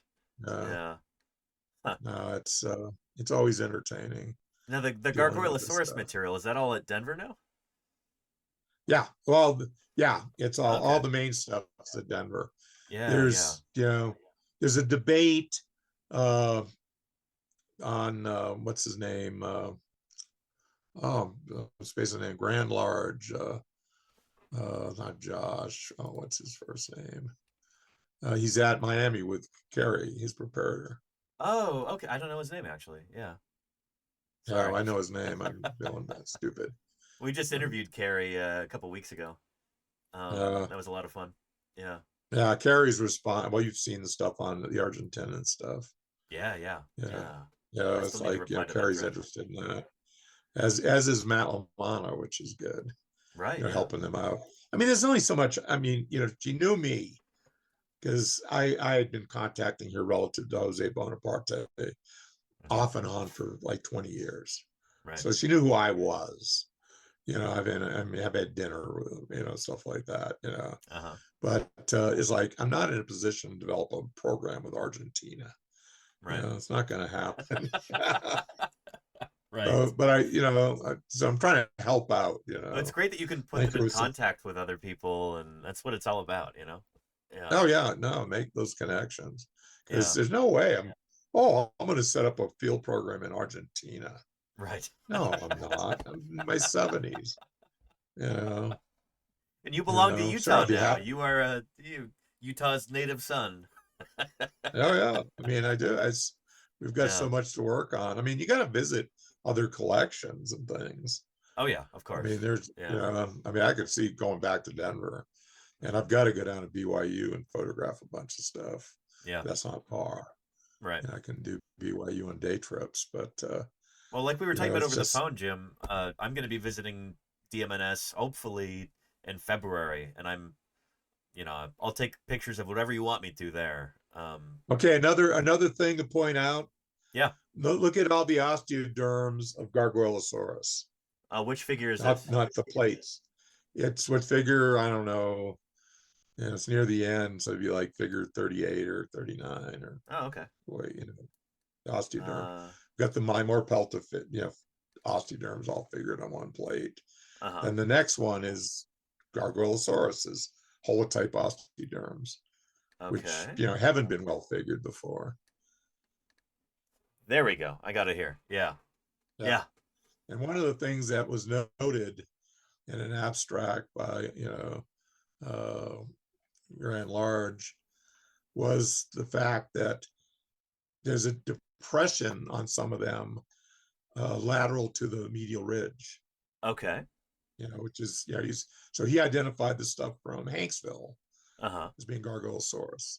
I'm Right. not quite so sure looking at, because they don't all have that depression, Interesting. and so I'm not as sure as that being diagnostically different. But if you Uh-huh. look at these pictures again, compare them, you'll notice all the pictures of Mimor pelta, the apex is down. Huh. You look at Gargoylosaurus, all of them, the apex is up. Interesting. Because Yeah, Josh that's Lively did striking. me a favor and shot the osteoderms of Gargoylosaurus for me when Uh-huh. he had a trip to Denver. Interesting. And it's like, well, I'm getting what I'm getting because I want to put them in the paper. There you go. And Yeah. hopefully Yeah. people, but they should have been, in the same orientation, Uh-huh. you know, but hopefully people realize it's like, oh, well, these differ because all the apex of everything is up, is It's just the anterior. way that they're No, it oriented. isn't. I didn't even catch that. They're I all thought you were oriented describing a backwards. morphological difference. You're talking about how they're Yeah, arranged on the. on the plate. Yeah, because the shadow, you have to light them all from the upper left. Yeah. There's Yeah. rules, dimensions for doing this stuff. So Uh-huh. lighting should always be from the upper left with the Right. shadow to the lower right. Uh-huh. So he shot them in the wrong orientation. And if you Uh, flip them around, outies uh-huh. look like innies. If you're looking at a lot of this stuff for a while, all of a Yep. sudden, morphology gets reversed. Yeah. So you can't do that because that actually screws things up even worse. Oh boy. The many travails of the traveling paleontologist Well, and going to it's collections the and whole thing people need to consider yeah. when they're doing, science. And, you know, it's not like, I mean, I worked with a student from Spain Hmm. who shot a lot of stuff of, when they travel in Denver and, BYU, all these different places with me. Yeah. And he'd like hold bones in his hands and shoot them, and everything's random. And then his images, he shared with me all his images. Uh-huh. They're pretty much useless. Uh, You can't uh-huh. publish them. I mean, they're just, Well, I'm glad we're I having mean, this you'd have conversation right the now, Jim, so I specimen don't make these tag on mistakes. top of the bone. You had Yeah. the specimen tag on top of the bone. I was like, well, that's useless. I'm glad we're talking I about mean, this it's just, now. Yeah, because that way I won't make these mistakes when I go to Denver and take photographs yeah, I for mean, you. these Yeah. are conventions. If you're going to publish, there are Yeah. journals that'll just reject you. Of course. You Yeah. don't have it Yeah. done right, so it's, you really do upper left for the lighting, Mm-hmm. you know, you don't want it too contrasty, Yep. but you want enough contrast to get a feel for the lights coming in from this, get an idea of morphology. Yep. And osteoderms are tough, because, you can either get much lighting or too little real easy. Oh yeah. You can't just leave it. You got to tweak it. And, Mm-hmm. but, illustrating fossils, both photographically and drawing, is an art form. Yep. It's not, just, crank it out of the box. No, there's a lot of decisions that go into it. You gotta have a vision. Oh, yeah. Yeah. Yeah. Um, when you now that this paper is out, Jim, have you gotten any positive feedback about it? I know people have been asking annoying questions about like, Oh, I've oh, gotten why some are they cool. different? Yeah, why do you think they're different species? Right, yeah. Because a lot of people don't want to overlap, but it's like, this stuff, can be subtle, Sure. and Yeah. and a lot of this paper is explaining, why they're different, Uh-huh. and what is different, and but I've gotten good response, like Mike Benton and Excellent. Sereno, he's working on a Middle Jurassic beast Yeah, right now, I think from Niger. And exciting. and he's like, oh yeah, this will be helpful for character states because I can include these in the phylogeny. All right. Yeah. Because I don't have a matrix, but I make a real point of pointing out the major characters, particularly major characters that have been oriented in other people's work. Uh-huh. I mean, it's like people just ignore this stuff. But you look at the plates of these things, they're, and stuff, they're very distinctive. Yeah. You look at, half a dozen or so plates of Gargoylosaurus and Mymorpelta. You can't mistake them for each other. They're totally different. So what's your hope for how people will use this paper? You said that I'm hoping they'll use it to help identify future finds. Right. Okay. I mean, because, I try to show, all the different aspects that we know of that define these things, but also the character states. It's like, Gargoylosaurus and Mymorpelta shouldn't come out vastly separate on a chart in terms of the tree. So even if they're on different lines going up, the split where they separate is pretty close together. But I don't agree with my student in Portugal and his team, his faculty committee, where they want Dracopelta, Mymorpelta, and Gargoylosaurus all to be in the same clade. As a discrete group from everybody else. You think there's a split there somewhere? Yeah. I mean, Dracopelta is very much closer to Gargoylosaurus. There's a hope I make clear in this paper, where they're, in the same beds. You can tell them apart. I mean, they're separate, and some of these characters, are consistently different. Mymorpelta is much closer to the roots of Polacanthines than Gargoylosaurus is. There's no doubt. But they share characters, and it may be that the basic Polacanthine pattern, is convergent, and some of the group like Sciphomelix and Minma, there's other groups are just side branches that gave rise to nothing else, seriously. Interesting. There's a lot more to be done. I mean, these things are incredibly diverse.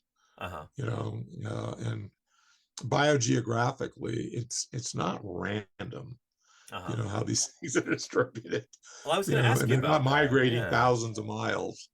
These stubby little legs they have.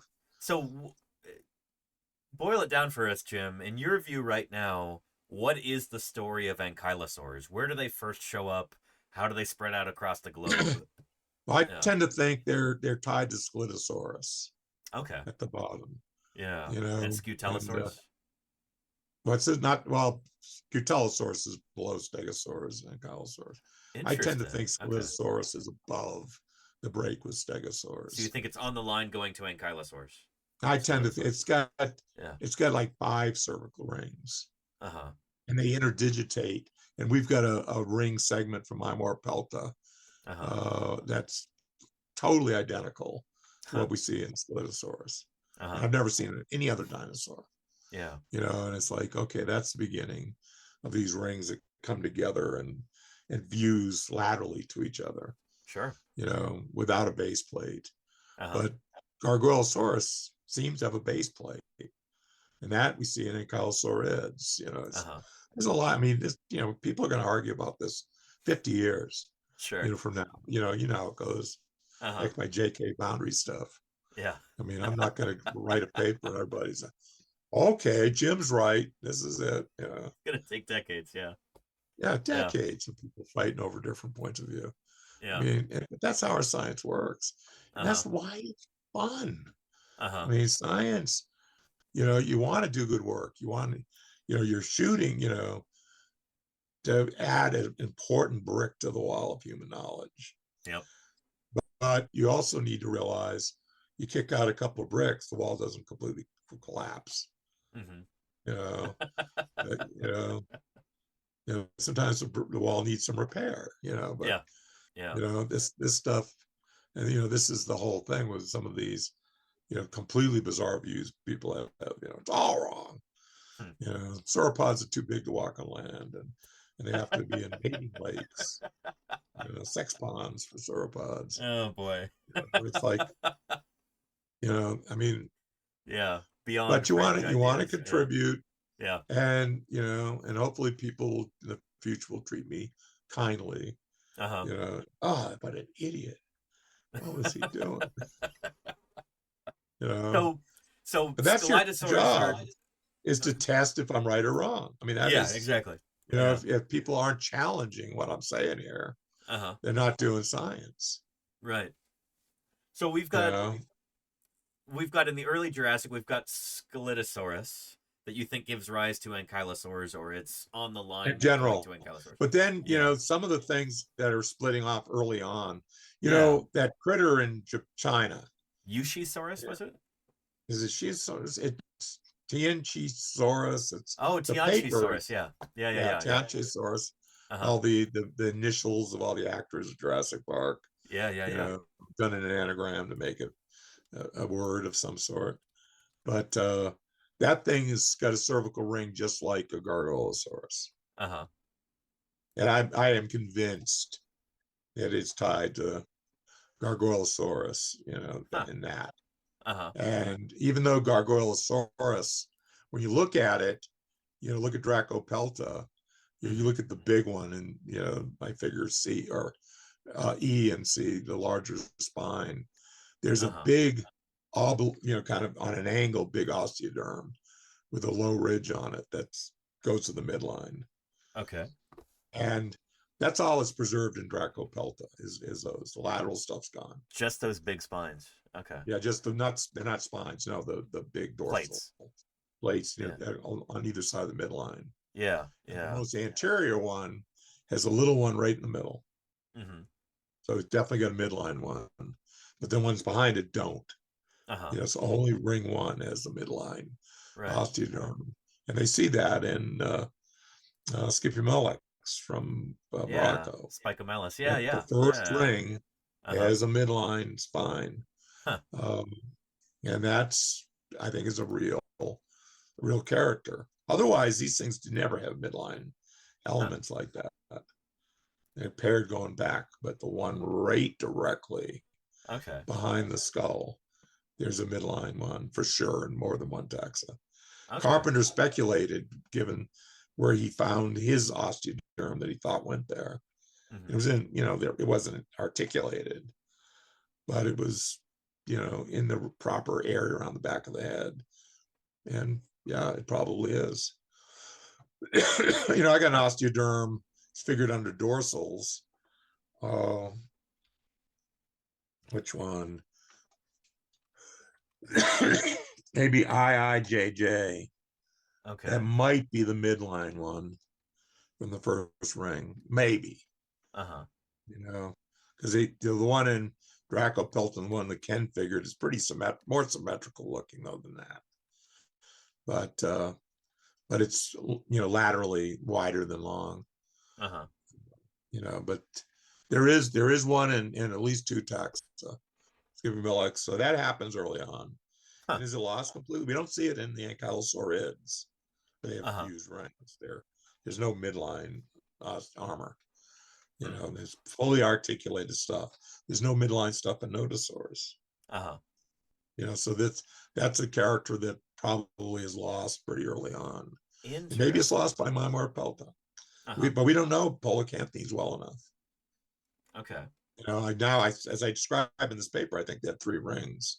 Uh-huh. In my earlier papers, I say 2 rings, like Huh. ankylosaurids, but they Uh-huh. don't. They have 3.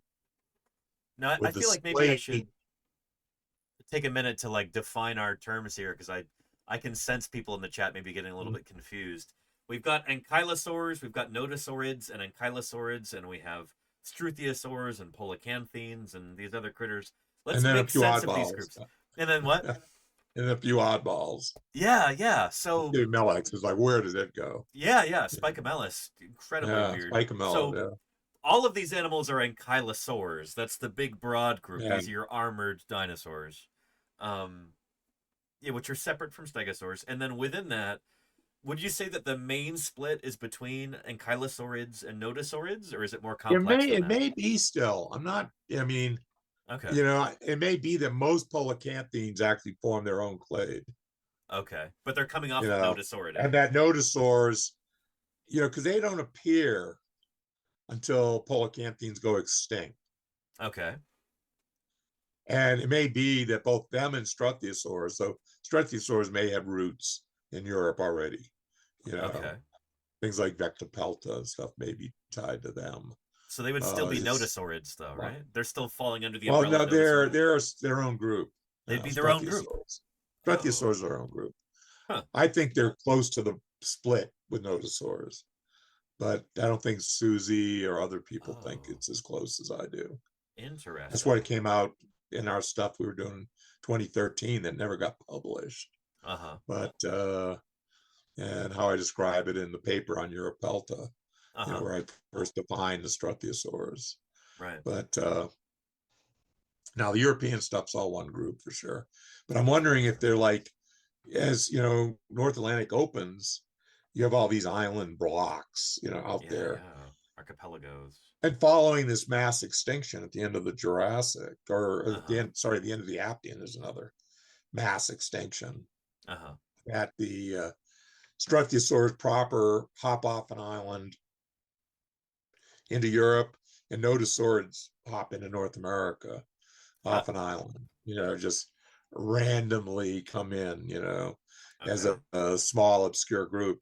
Maybe they're hanging out in Nova Scotia already or something, And Okay. then when Polacanthines went out, at the end of the Aptian, because the Aptian extinction is probably bigger in North America than elsewhere. Hmm. Maybe not. I mean, we're just getting a handle on it. I'm betting that extinction may be tied to Psittacosaurs going out and being fully replaced by things, early, Neoceratopsians, which Right, already yeah. existed. Sure, yeah. And that's what I Yeah. figured Nodosaurs. I'm betting they already existed. Uh-huh. And I think they do come out, of the base of Polacanthines. But where's the trees go? You may have a crown group of Polacanthines like Gastonia and Polacanthus, Yeah. and a couple of the others that I'm naming, that are a crown group. But it comes down to a group of things that are similar looking to each other, but are splitting off into other lines Uh-huh. that, are more stable later on. I mean, it's up in the air, Uh-huh. I mean, it's part of the thing that, is fun. I mean, we're seeing this with the raptors and birds right now. It's like, Sure, oh, yeah. I know. Dromaeosaurs, Did you see that Troodontids, video that Eviolans, yeah. the video that Nick Longridge put up No, about haven't seen it. the biggest dromaeosaur? Huh. He threw a kicker into dromaeosaurs. Big way. It's on YouTube. I'll Interesting. send you the Okay. link. Uh-huh. But Yeah, from the Beteski formation Yeah, of of Kyrgyzstan, Uzbekistan. Uzbekistan. Yeah. Yeah, there is a first phalange of from the base of metatarsal one, Okay. for the sickle claw or actually metatarsal two would be looking to be down Uh-huh. there. So it's the last phalange, so right before the claw. But Uh-huh. there's a real asymmetry in that phalange. Right. There's one from there that's huge. Uh-huh. That's all there is. But Huh. his thing, he's like, look, that's what this is. Perfect. It's big, you know, suggesting there's an animal like way bigger than Utah raptor or Culibaptor It's a in the huge Cenomanian, dromaeosaur. This the big raptor Turonian dinosaur. of Central Asia. In the Turonian. Wild. Yeah, it's Turonian. Yeah. Huh. Uh, I hope they find more of and it. oh, look at his Yeah. YouTube Okay. doc. It doesn't even have a name on it. There's no name on this thing. Uh-huh. But it's like, yeah, could well be. Hmm. I mean, it's one of those things where it's like, you know, maybe Utah Raptor will be dethroned. It gets That's the dethroned largest dinosaur. periodically. Yeah. It Yeah. gets dethroned periodically anyway. Mega Raptor, dethroned it years ago. And Right. for Then 20 it turns years out it was it's dethroned. Yeah. yeah. Then it Totally turns out that's different a animal. completely different kind of dinosaur. Yeah. Uh, I mean, Yeah. that's how this stuff works. I mean, one Uh-huh. bone, I'd be nervous, you Uh-huh. know. But if you look at it, as he points out, it's pretty dead ringer for what you see for that bone in Huh. dromaeosaurs. Uh-huh. It's but it's one bone. Well, speaking Uh, of size like this, let's talk about the size trend in ankylosaurs over time because with Mimorapelta and Gargoylosaurus, they're pretty small critters in oh the yeah, and they get Jurassic. bigger as we go. The Dolling's Bowl critter is bigger. Yeah. The one that we got in the Ironstone bed is probably the same size, at least what Okay. we have. I mean, I'm not saying it's the biggest animal. Uh-huh. As you know, ontogenetically, we can never say that. Yeah. Cutting up the bones, Uh-huh. but Gastonia is certainly big. Well, we have the paratype material, and people don't like paratypes. Invert paleo, we have no problem with Uh-huh. them. Yeah. You know, the holotype is the individual. Paratype is the same species in the same site. Sure. So for invertebrates, snails or clams, you could have 100 of them from the type locality. Right, yeah. They're clearly the same species. Yeah. They're types if they're in the same locality, Uh-huh. paratypes. But invert paleo people don't like to do that. Uh-huh. I can't help thinking that way because that's how I was trained. Sure. Invert guy, yeah. Anything of the Yeah. same species and the same locality is a paratype. Mm-hmm. Okay, whatever. But when we look at this stuff, Gastonia, there's elements of Mimorapelta from the Mygatmore quarry, caudal vertebrae, figurum, and a dorsal centrum that are more weathered but are big, Yeah. like much bigger than the type material, Uh-huh. and suggesting an animal as big as Gastonia, which Yeah. isn't giant. It's 5 meters long, Mm-hmm. as opposed to 3 to 4 meters long. 4 Right. meters long. And I don't know what the biggest Gargoylosaurus is. I'm thinking it's probably is down to 3.5, 4 meters. We don't have Okay. anything Not suggesting it's huge, bigger. but not Yeah, tiny. yeah. Yeah. But Yeah. there's some vertebra that suggests significantly larger animal than the Okay. holotype of Mimorapelta. Nice. There's more work. Oh, there's another third tax that's big. Uh-huh. We're missing bigger. Uh-huh. But then, Gastonia is a pretty good size animal, 5 meters, let's say that. Sure. The Dolling's Bowl animal will probably get 5 meters, pretty similar, maybe a little smaller. If you look at the Laurie McWhinney, probably 5 meters. But then in Dolling's, in the lower yellow cap, we have a polacanthine that's a giant, Right. in the Yeah. Berriasian, the base of the early Cretaceous. Uh-huh. That I think is, Ballinginian Berriasian boundary interval, right in about there. And Okay. it's, Pretty early on. big. It's as Yeah. big as the biggest known ankylosaurs that we have. And then at the top of the poison strip, I Uh-huh. think a little younger, but potentially overlapping with Lori McWhinney. We have another giant that's clearly a different taxa. They just neither of them have as much material as I would like to see. Hmm. I mean, marginally diagnosable. You Uh-huh. know, but they're both huge. Uh-huh. But it's not like a linear thing getting bigger. Yeah. Because then when you get into the basal part of the Aptian, following the extinction of these things, of Uh-huh. which we probably have a normal size Boakenthine and a giant, we've got giant nodosaurs. Hmm. Sauropelta is huge. Uh-huh. You know, there's no doubt. Pleuropleides is huge, probably Right, related. yeah. And when we To say it. I think huge, that's how big are Lyme. we talking for Sauropelta? Uh, 15, maybe up to 20 meters, or 15 meters, 15 Shoot, maybe. 15 Yeah, meters. 10 to 15. Like It's like approaching Triacodon like yeah, like from the Briconodon. Maryland is probably the same But that's line. over 40 feet long. Like that's an enormous Yeah, not animal. 15. Yeah, it may be 10 to 13 meters, but big. I mean, real Okay. big. More Yeah. than double the size of Uh-huh. Gastonia. So what do I you mean, you've think seen the is pictures I've posted with yeah, yeah. both one of the new giants next to Gastonia, pretty good sized Yeah. birds and stuff. Yeah, And yeah. they're like more than double the size. What do you think The is driving Gastonia that is 5 increase in meters. size? What's this? What do you think's driving that increase in size? Is it Well, just it's, different cultural? food Just sources. Well, when you look at Cedar pelta yeah. versus Pleuropleides, they occur in the same quarry. Uh-huh. Their muzzles are totally different shape. Hmm. Cedar pelta, it's got a real narrow muzzle Yeah. and, kind of medium width muzzle on Pleuropleides. Yeah. So they're probably feeding on different things.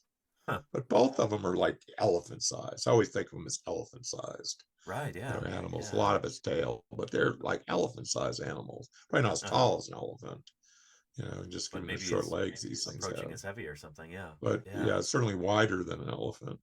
Yeah. Yeah. I mean, Wild. they're Okay. built so different. Just like Yeah. you know, Comparing apples but and oranges or mass wise, in oranges that and bananas. Yeah. they're definitely massing the size of a big elephant. Uh-huh. You Uh-huh. know, so Um, these, there's some big ones. Big stegosaurs are in the same size range. You know, yeah. Yeah. I suppose so, yeah. yeah, oh yeah. Um It's and why you get these things. I mean, I love Steve Hasiotis. All the thyreophorans are insectivores. that's a cool idea. Oh, I love the they're all idea of giant anteaters. yeah, of Stegosaurs an with their narrow muzzles are uh-huh. like anteaters. They have a long tongue. It's just, you know, and they've just, Bill Hill described, the hyoids and stuff with Panachosaurus. Yeah. It says it's got a pretty massively developed tongue Right, which is based on the interesting. hyoids, but Uh-huh. is it a big flapping tongue or is it a big long tongue? Right, like an anteater or something. Yeah, but I that's got a real squared off muzzle like Allosaurus. right, To yeah. me, are more grazer like. That makes I don't. sense. That that I did broad not think of snout. them as Yeah. insectivores. I think of stegosaurs as more selective browsers. Sure. In fact, they might really be specialized in the fruit of Benetalians. Yeah, Benetatalis. Yeah. Yeah, that Yeah. they have a muzzle and a beak that allows them to go in and pull the fruit. Because those things, you always think of them as a cone, Uh-huh. but they probably have pretty fleshy fruit. Yeah, yeah. And Yeah. and it may be that stegosaurs, the rise and fall, and their diversity has never been big.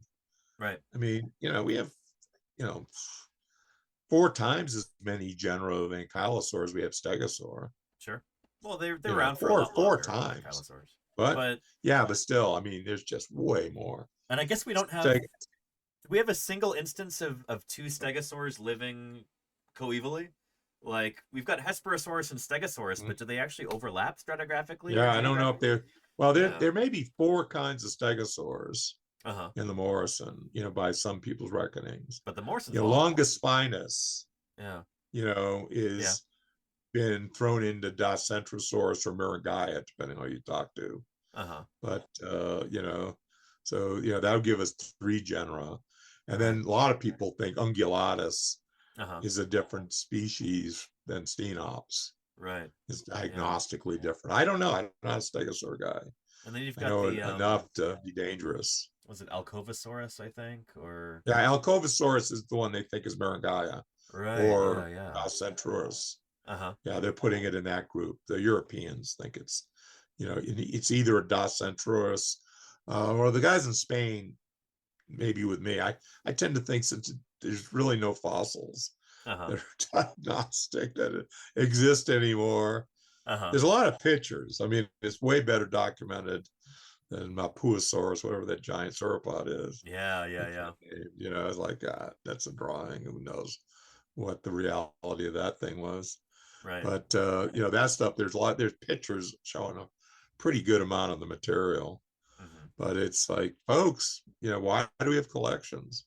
Why do we get nitpicky on taking care of this stuff? Right. I've got something really good. I've got the most important skull ever found. And then they die and they throw it in the trash. Uh, I mean, it's like, what happens to this stuff? I mean, if it's yeah. No, gone, it's a good point. It's a good point. I don't think Yeah. those things should be named. Uh-huh. I mean, I think Longus spinus was, I mean, it was named initially Longus spinus, but to name a new genus, Alcovosaurus, for Hmm. it, to me, is real tentative. Hmm. To say we think it might actually be Centrurus or Marangaya. Right. You're not naming a new taxa. The species was already named, so you're just giving a designation. But to name a new genus, Right. to me, is like, you want to have some decent fossils. Yep. To put your hang your hat on. So that's one that I have a lot, a lot of heartburn about. But Fair. just Yeah. remind myself I don't work in stegosaurs.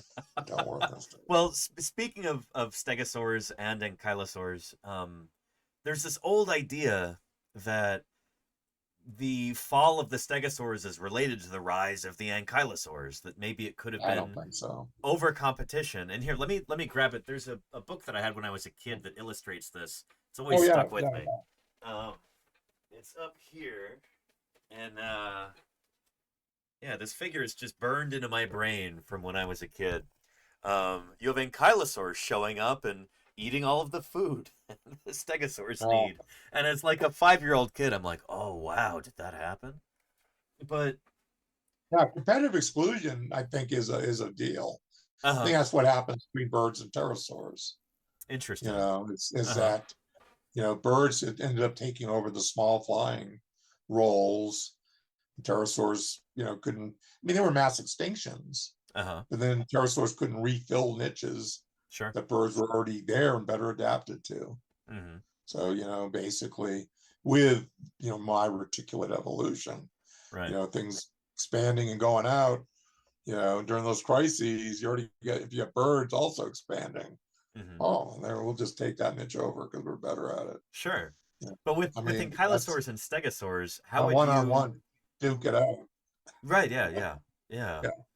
How would you try and falsify that hypothesis for stegosaurs and ankylosaurs? Like, how similar are their stegosaurs seem to go up into the mid-Cretaceous. Yeah. Do they go to up to the Cenomanian Turonian, or just to the Aptian? To the that boundary, or do they go up even higher and trickle out? Right. The Cretaceous stegosaurs are less common. Yeah. There's more of them in Asia. Yeah. Without much question, because they've got more fossils. But the trouble with Asia is getting really solid dating on the rocks. Right. Yeah. I mean, and they'll get better at it because we're coming up with new methodologies. Oh yeah, like the new eggshell. They can be applied really on stuff we couldn't apply it Lindsay to. and Co. Yeah. No, it's what excites me, because for me, dating this stuff is really important. Oh yeah. Because we speculate. If you're thinking, this is living at the same time as this, and they're 20, 30 million years apart. It's fantasy land. It's like, yeah. It's like, early cats in competition with dromaeosaurs, Yeah. Well, you're fond of saying, Jim, that you're a biostratigrapher by trade. Yeah, I mean, it's, I want a story that makes sense, and also biogeographically. Yeah, yeah, yeah, I mean, I love what I'm hearing about what's going on with rhabdodonts in Europe. yeah. Oh, don't no I mean, spoilers yet. it's not, yeah, but it's not, and it's not all rhabdodontia, Yeah. but I don't think Tyrannosaurs should be considered rhabdodonts. They, Mm. they rise, with the extinction at the base of the Aptian when we lose our Starcasternae to iguanodonts, Uh-huh. even though I don't think any of ours had thumb spikes, Hmm. but it still is they're much more primitive. Arose out of some small little animal, Uh-huh. Hypsilophodon, Dryosaur grade thing, and become the big plant eaters all the way to the end of the Albian and Uh-huh. probably into the base of the Cenomanian, Huh. and are replaced by more derived hadrosaur forms. Right. But rhabdodonts don't appear until the late Cretaceous on the archipelagos in Europe, Uh-huh. and they're doing the same thing. They're coming out of some small critters doing, classic island biogeography stuff. They're Mm-hmm. small critters on island getting bigger Mm-hmm. and jumping to other islands and stuff, diversifying and taking advantage of the situation. But a lot of it's convergence in that you've got a Hypsilophodont grade, animal here and one here at different times, but they're still, the bod plan, Mm-hmm. and then they become more enlarged and retain a lot of primitive characters. Sure. You're linking them on body size features, and in my mind, primitive characters. Yeah. I mean, biogeographically, it makes zero sense. Hmm. I mean, dinosaurs have been extinct forever. Uh-huh. Find me some middle Cretaceous, tyrannosaurs, and you're not going to Fair. find them. Yeah. You Well, know, to get back to as Jack Horner says, a testable hypothesis. there you go. Yeah.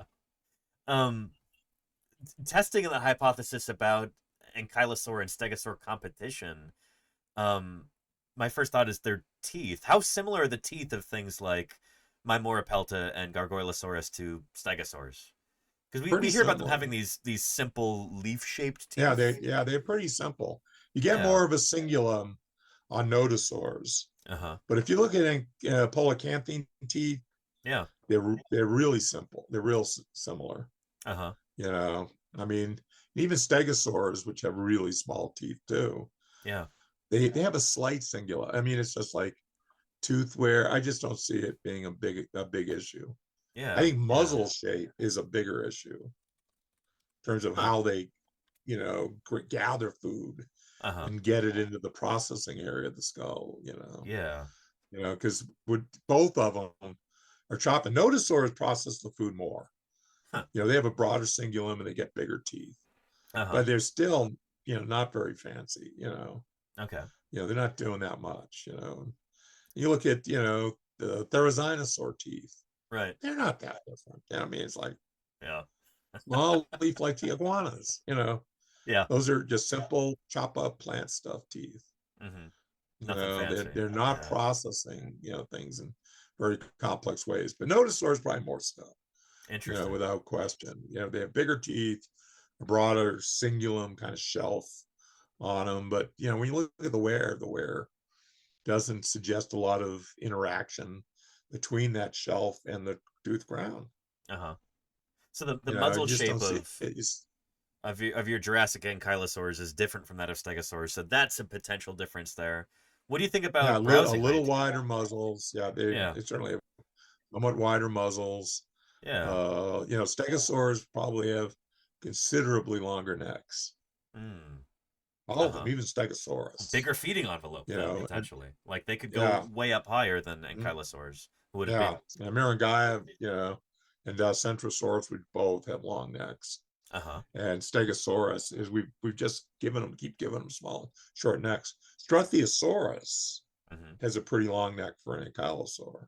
Huh. When you look at the cervicals, yeah, Yeah. they develop a moderate. These aren't long necks, but Sure. much longer than other ankylosaurs. Uh, But yeah, ankylosaurids have shorter necks, Hmm. a bit broader muzzles, uh, maybe stronger bites, Yeah. but that may be more how they're using the beak. Uh-huh. Maybe more differences in the beaks. Has somebody That's suggested affecting that that.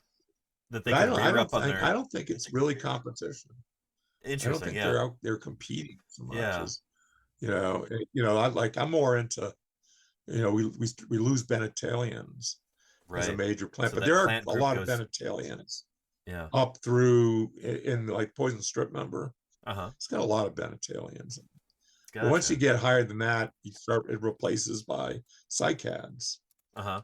instead of the pseudo cycads of Benetalians. And Right. the Benetalians may have had more edible fruit. Uh-huh. Cycads have Really pretty spectacular. toxic Spared no seeds. expense. Uh-huh. So they might have, like, all of a sudden they couldn't really eat them, you know. Interesting. Really But Yeah. a lot of this no stuff expense. is, more data. Let's get Uh-huh. some coprolites. Yeah. No, We can that tie to that makes these a lot of guys and sense. you see Um, what they were eating. Yeah. yeah, and isotopes too, I feel like might be able to help answer some of those questions. It's tough. Yeah. Yeah. Most of the isotope stuff telling you what they drink. Right. Yeah. Yeah. If you're looking at bones and teeth, Uh-huh. it's really the water sources. Gotcha.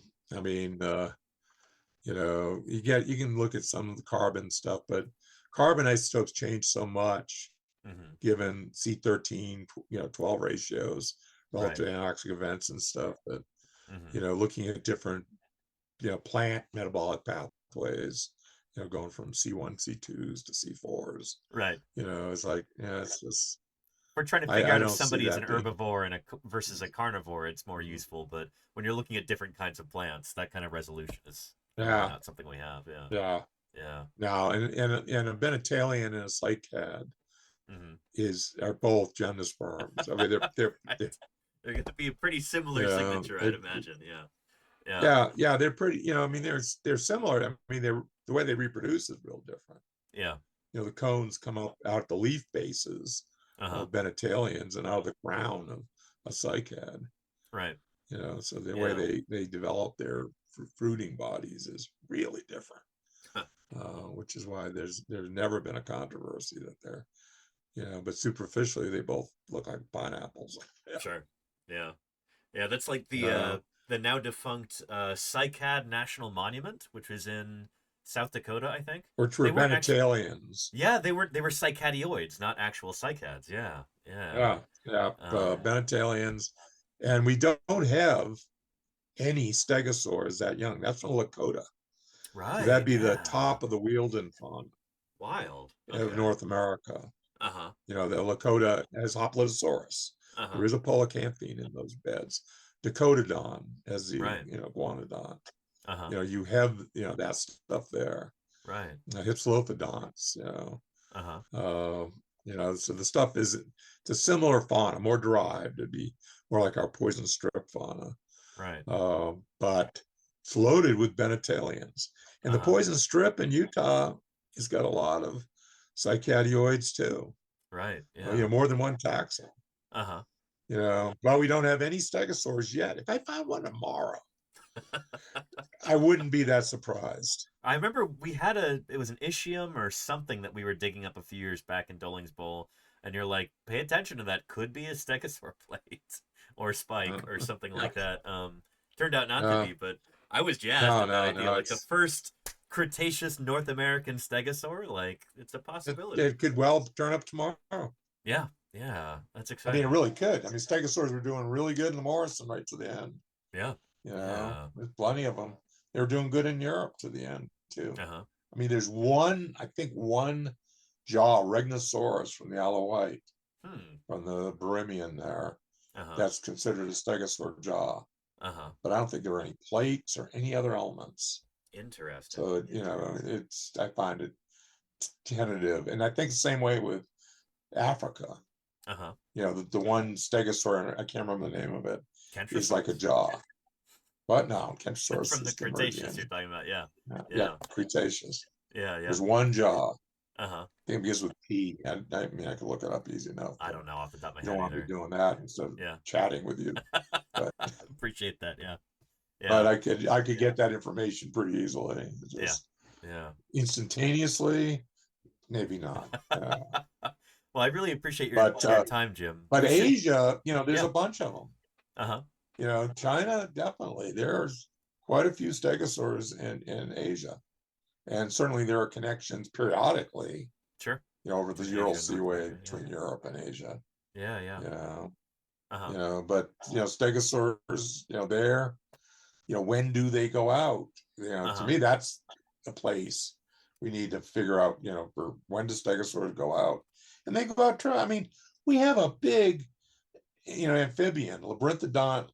style, Temnus bottle Coolopithecus. amphibian in the early Cretaceous of Australia, Uh-huh. and it's a huge animal. Right. It Yeah. really is. That's a big, thing. And what a And if you look at surprise like that they the just show up big there. We thought they giant, were gone. Yeah. hellbenders and stuff, Yeah. those are a pretty primitive group of salamanders. Uh-huh. So you can have things, survive. I mean, you find, stegosaurus survived, in Madagascar, when it broke away for a while or something. That'd be cool. But that was the old idea too no, with no fossils to suggest it. yeah, Dravidosaurus in India. Like that's been Yeah, interpreted which is as a a stegosaur. plesiosaur. Which Yeah, but although there was a paper that came out I think a few years ago that said it might actually be a stegosaur. So I don't know. I've talked to Peter Galton, who knows these things really well. He's like, Yeah. I've looked at it. It's poorly preserved, Okay. sternal, pelvic stuff or Good to know. pectoral stuff. Okay. Plesiosaur is pretty convinced of it. It's like a plate, like See, bone. this is good to know. Thank you, Jim. Yeah. Yeah. I mean, it's, I haven't seen it personally, Uh-huh. but I have no reason not to believe, Peter Right. Galton on that. Um, If Susie Maidman went back over to India and looked at it, said, "Oh no, they're wrong. It really is." Then I would, Sure. say, "Okay, well, Susie knows this stuff." Yeah. Yeah. But I'm not going to just some yo-yo put a paper out. Do they know stegosaurs? There's this guy in Russia that named like half the specimens I from remember the that Morrison paper. is all different genera. Oh boy. You have the paper? Yeah. I got the paper too. It's like, let's ignore this, because if we have to bring it up every time we talk about stegosaurs, we got a mess. Right. We named what, 5 or 6 genera? Uh-huh. Well, and that also reminds me of I think a topic that's important to discuss with the audience. In paleontology, a lot of our stuff is based on consensus. It's not like we have a vote or anything. We don't have an official council that describes whether this genus is valid or not. How does that explain to us how that works, Jim? Well, it depends on, the scientists, because some scientists are going to be believing more things than others. But, basically, those of us that get as old as I am and have been thrown out on their butts tend to have a little more conservative view of things. Uh-huh. You're a little looser when you're young, and you tighten it up as you realize, I don't want to make the same messes these other people have made. Sure, yeah. So what kinds of messes are those? What do you mean there by are that? taxonomic messes that just, are just bug the heck out of me. Uh-huh. And there's, very often you got to consider them every time you talk about something, So what does one of those messes look like? Like, describe it to the audience. Like, what are we talking about here? Well, what is it, Mupalosaurus? Yeah, Marapunosaurus or whatever? Yeah. Yeah. That Ken named in geology there out west. Uh-huh. And I'm not pleased that he put a name on that. Oh, this is Amphicoelus fragilis, right? Oh, yeah, shoot. he gave it a genus name. Is this the one he and says said is he thought Rabacisaurus? it was a Repetosaur. Rabacisaur, I thought. Rabacisaur, yeah. Yeah. And it's like, you look at Cope's drawing, and the drawing is, pretty good looking drawing. Sure. But the thing is, you draw what you see in your mind too. Yeah, exactly. It's an interpretive thing. And yeah. I swear he had a big, weird sauropod pelvic fragment. Uh-huh. And he just saw it as a neural arch. You don't even think it's vertebral. Oh, wow. I think it's a big fragment of a sacrum. Interesting. So because I actually in the field Uh-huh. saw we were digging a big, huge Patasaurus pelvis. Yeah. And by the way it was exposed, I thought this is on end view, a giant Apatosaurus cervical. Big neck vertebra. Yeah. Yeah. But but as big around as a pelvis of a, but this thing would be gigantic. It'd be that big. An animal 500 feet And long. Yeah. until I clued in that it was a pelvis, Uh-huh. I looked at that and I saw a cervical, Right. Yeah. gigantic size. Uh-huh. So we got to be careful, and you If you draw a can fall picture of into what you that think trap, you Jim, see, then and you label it, and anybody can. Yeah. Yeah. yeah. But I've been there, yeah, Uh-huh. and I was like totally seeing that as a cervical. Uh-huh. I said, oh no, it's a pelvis. Uh-huh. You're just like, So whoa. with a name like Marapunosaurus or I don't know, Alcovosaurus or something like this that might be a little controversial, walk us through that since you've been doing this for a long time, Jim. Yeah, How does it eventually fall out of favor? Like, what's the process for that? well, basically enough people like myself say I don't believe Uh-huh. it. you know, cedar rectes. Yeah, yeah. You're familiar with. I Uh-huh. think it's an adult Planocoxa. I Yeah. think Well, you're in agreement. don't tell everybody this. We haven't done the paper Well, yet. I've been saying this. I said it in print. I know. Yeah. I Yeah. mean, I've said it in print. Someone needs to Uh-huh. do something more with it. Uh, but I can Yeah. say that and have a reference for it because I Well, said it in print. I guess that's You the real know, kick in the butt that I need to get that paper published this next year. So we'll do that. Yeah. yeah, it's not Um. rocket science. It's Yeah. like, I'll make a 40-page paper out of it. Right. Yeah. Yeah. No, Ken says I'm scanning scooping those you. Don't bones do it, Ken. and putting them online, Uh-huh. digitally would be, Yeah. pretty cool. Yeah. Scanning them, yeah, someone could scan them for you.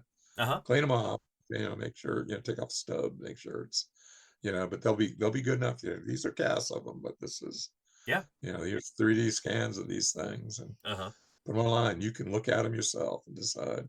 Right. Because that's what it should all be about is, like this paper, you can read my paper, look at the pictures, visit the museums if you really have a problem with something I say, and decide if you agree. Right. And that's how science works. Is like, I mean, it's not like you can repeat the experiment. Uh-huh. It's not an experimental, it's a descriptive science. And I've got conclusions based on morphology and whatnot, and what I've seen for other related things. That's why I'm illustrating so much of it. Right. Well, that's already been illustrated. It's going to be a little more straight because this is figured at the same scale, same methodologies. They all have that stupid red background. But it's got a uniformity. Yeah. It's like, and then you breeze through it. And okay, here in this paper, they're drawings.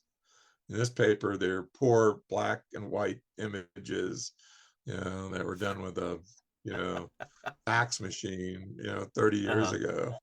I mean, different quality images. And, it's like, figuring stuff well and basically being able to walk in the footsteps. When I measure a section now, I include in the section pictures of the section with labels, like prominent beds. Right. In the section description, that's bed 33. Here in the picture, that's bed 33. So you can go and recalibrate yourself to what I'm saying. Right. That's the only way science can. Well, you go out to that section. I have no clue, and I do this all the time with people's sections. I can't find myself in their section on a bet. If I can't find myself on your section where you got a date from or where you got this geochem sample, I'm having a discussion with Selena, these guys. It's like, I need to see this tied to my stuff and to the outcrop. Yeah. You plot it up and, your decoder ring said descriptions. And I can't relate to what you got. Where do you put the Jurassic Cretaceous boundary? You're putting it higher than I do. That's important. You base your section 0 you and 0 for me is different. I can't just use the numbers. it's like, I'm having a real problem with this. It's like, no, you've got to make this so future scientists can go in and say, I'm going to do a test. If they have that kind of calibration, like the geochem, they can just take a few samples and see if they're in the ballpark, Uh-huh. or if they take a few samples and it's like, these have nowhere near where they're supposed to be, then we got to redo this. But that's how you test it. Science has got to be testable and repeatable. Right. And Yeah. it's always been problematic in geology because it's not enough people think that way that do geology. Right. Yeah. But it's, you got to be able to come in, go out to my outcrops. Nowadays it's easier. You got GPS. I give you the Uh-huh. UTMs. The base of the section is this coordinate, top of the section. It's a line between all the picture. Here's where we did the section. So you can go out there and say, what planet was he on? Well said, I mean, Jim. Yeah. Yeah. I I really appreciate your time talking to us about this new paper, and I hope that it. no, I hope people will read through it and stuff and look at Yeah. the pictures. I mean, that's why there's so many pictures. Look at the pictures, Uh-huh. because there's no way you can describe everything that's in an image Uh-huh. in writing well. Right. I mean, that was one of my early science courses that I took was, write an essay about this burning candle on your Uh-huh. lab bench. Describe it, what's Uh-huh. going on in detail. Uh-huh. And let's see how everyone's descriptions compare. A white candle, Uh-huh. burning. It's pretty amazing. Just the differences that you can get in different people's descriptions. Is Yeah, that what and, you mean? and The and what they subjectivity there? emphasize. Yeah. Oh, it's crazy. It really is. And that was incredibly important, Mm-hmm. revelation to me early in my, education. It's like, how do you write descriptions of stuff? And it's hard. I'm dyslexic. Mm-hmm. So for me, it's harder than most. But maybe it's because of that I try so hard to do it, right. Mm-hmm. That it's just like I don't just take it for granted that people are going to see things the same way I see them, Right. because I know they don't. That's You why it's so know, important to have these I was figures, looking these at these a photographs there. Yeah. sacrum and calling it Yeah. a cervical rib. I mean, a cervical vertebra. And Yeah. that's what I saw. I mean, that's how this stuff goes, and people need to realize that, and they got to realize their own thing. You can be dead on wrong about Mm-hmm. something, Sure. but you believe it with all your heart, Uh-huh. and and everything's going to be seen through that peephole that you're looking at it. Uh, and that's how this stuff goes. And this is a descriptive science. Yeah. Which people, physicists, chemists, oh, this is just fuzzy science, isn't it? Isn't it? It's Is there is complicated. Yeah. it's based on reality, Yes. Exactly. and Yeah. and you can't ignore this reality in favor of your reality. Right. Uh, Well said, Jim. I did a calculation, and sauropods could not walk on land. They have to be fully aquatic. You're missing something. Yep, and that's it. I don't care what you guys say. The Uh. climate is this, Uh-huh. but the chemistry of the soil say that's not true. Well, I don't care I'm going to ignore that. I mean, it's like you can't ignore all the data. Right. You've got to incorporate all the facts into it, and chemistry. There's factual stuff. This Mm-hmm. reacts with this. It's going to give you this at the end. Hmm. Did that in the Jurassic, same way as it does it on a lab bench today. You got to keep that in mind. You can't Right. just ignore the physical properties of matter and energy and things. Amen. Yeah. But Well, anyway, I'll let your people rest. yeah, really appreciate it, Jim. I'm really excited about this new paper. Hopefully, people will use it and it's able to advance the science further I'm when we're talking thrilled that about. Paul Sereno is going to use it because he's working on Yes. this right now. Excellent. Yeah. And hopefully my student in Portugal will incorporate some of this stuff into their character states, because Uh-huh. they're describing this amazing specimen that he's working on. Most complete dinosaur we found in Portugal. Nice. Very important animal in this whole story. It's very important. Mm-hmm. And basically Uh, it just, look at the facts. Do you believe what I'm saying? Okay, use it. I mean, no, that's all garbage. He did. It's all AI. That's why I hate AI. You Uh, know, well, you laid because you have everything out for AI. us, so AI, look at some of these plates, and then make me some plates with these kind of aspects, these morphologies, and just they'd be plagiarizing it. photographically indistinguishable practically from the real thing. Uh-huh. No, AI is going to be awful for sciences like It this. already is. Did you hear about this Yeah. thing with all these libraries? They're getting all of these interlibrary loan requests for sources that don't exist, and it's Oh like yeah. it's a serious chunk of their time that they're spending every day just. No, reviewer. I know people Oh have my reviewed goodness. manuscripts Yeah. where they're going, oh, they're quoting me here and there and all this, and they look in the bibliography. It's like, I never wrote that paper. Yeah.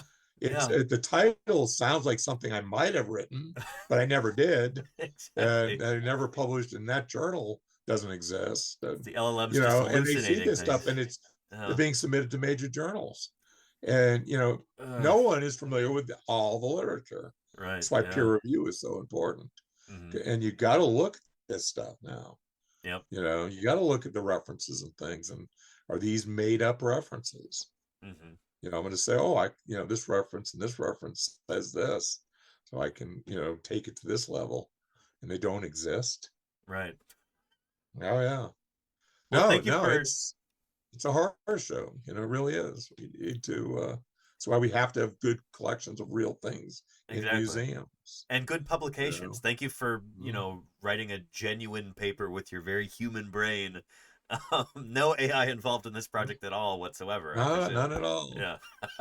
Not Thank you for all that, its Jim. flaws. Yeah. No, this is great. It's been a lot of fun talking with you, Jim. I really appreciate you Hey, taking out the I time to always kind love of. talking to Danny. All You right. know, enjoy. Appreciate it, Jim. Have a good evening, All and right. we'll see you around. Take care. Yep. See you soon. Bye bye.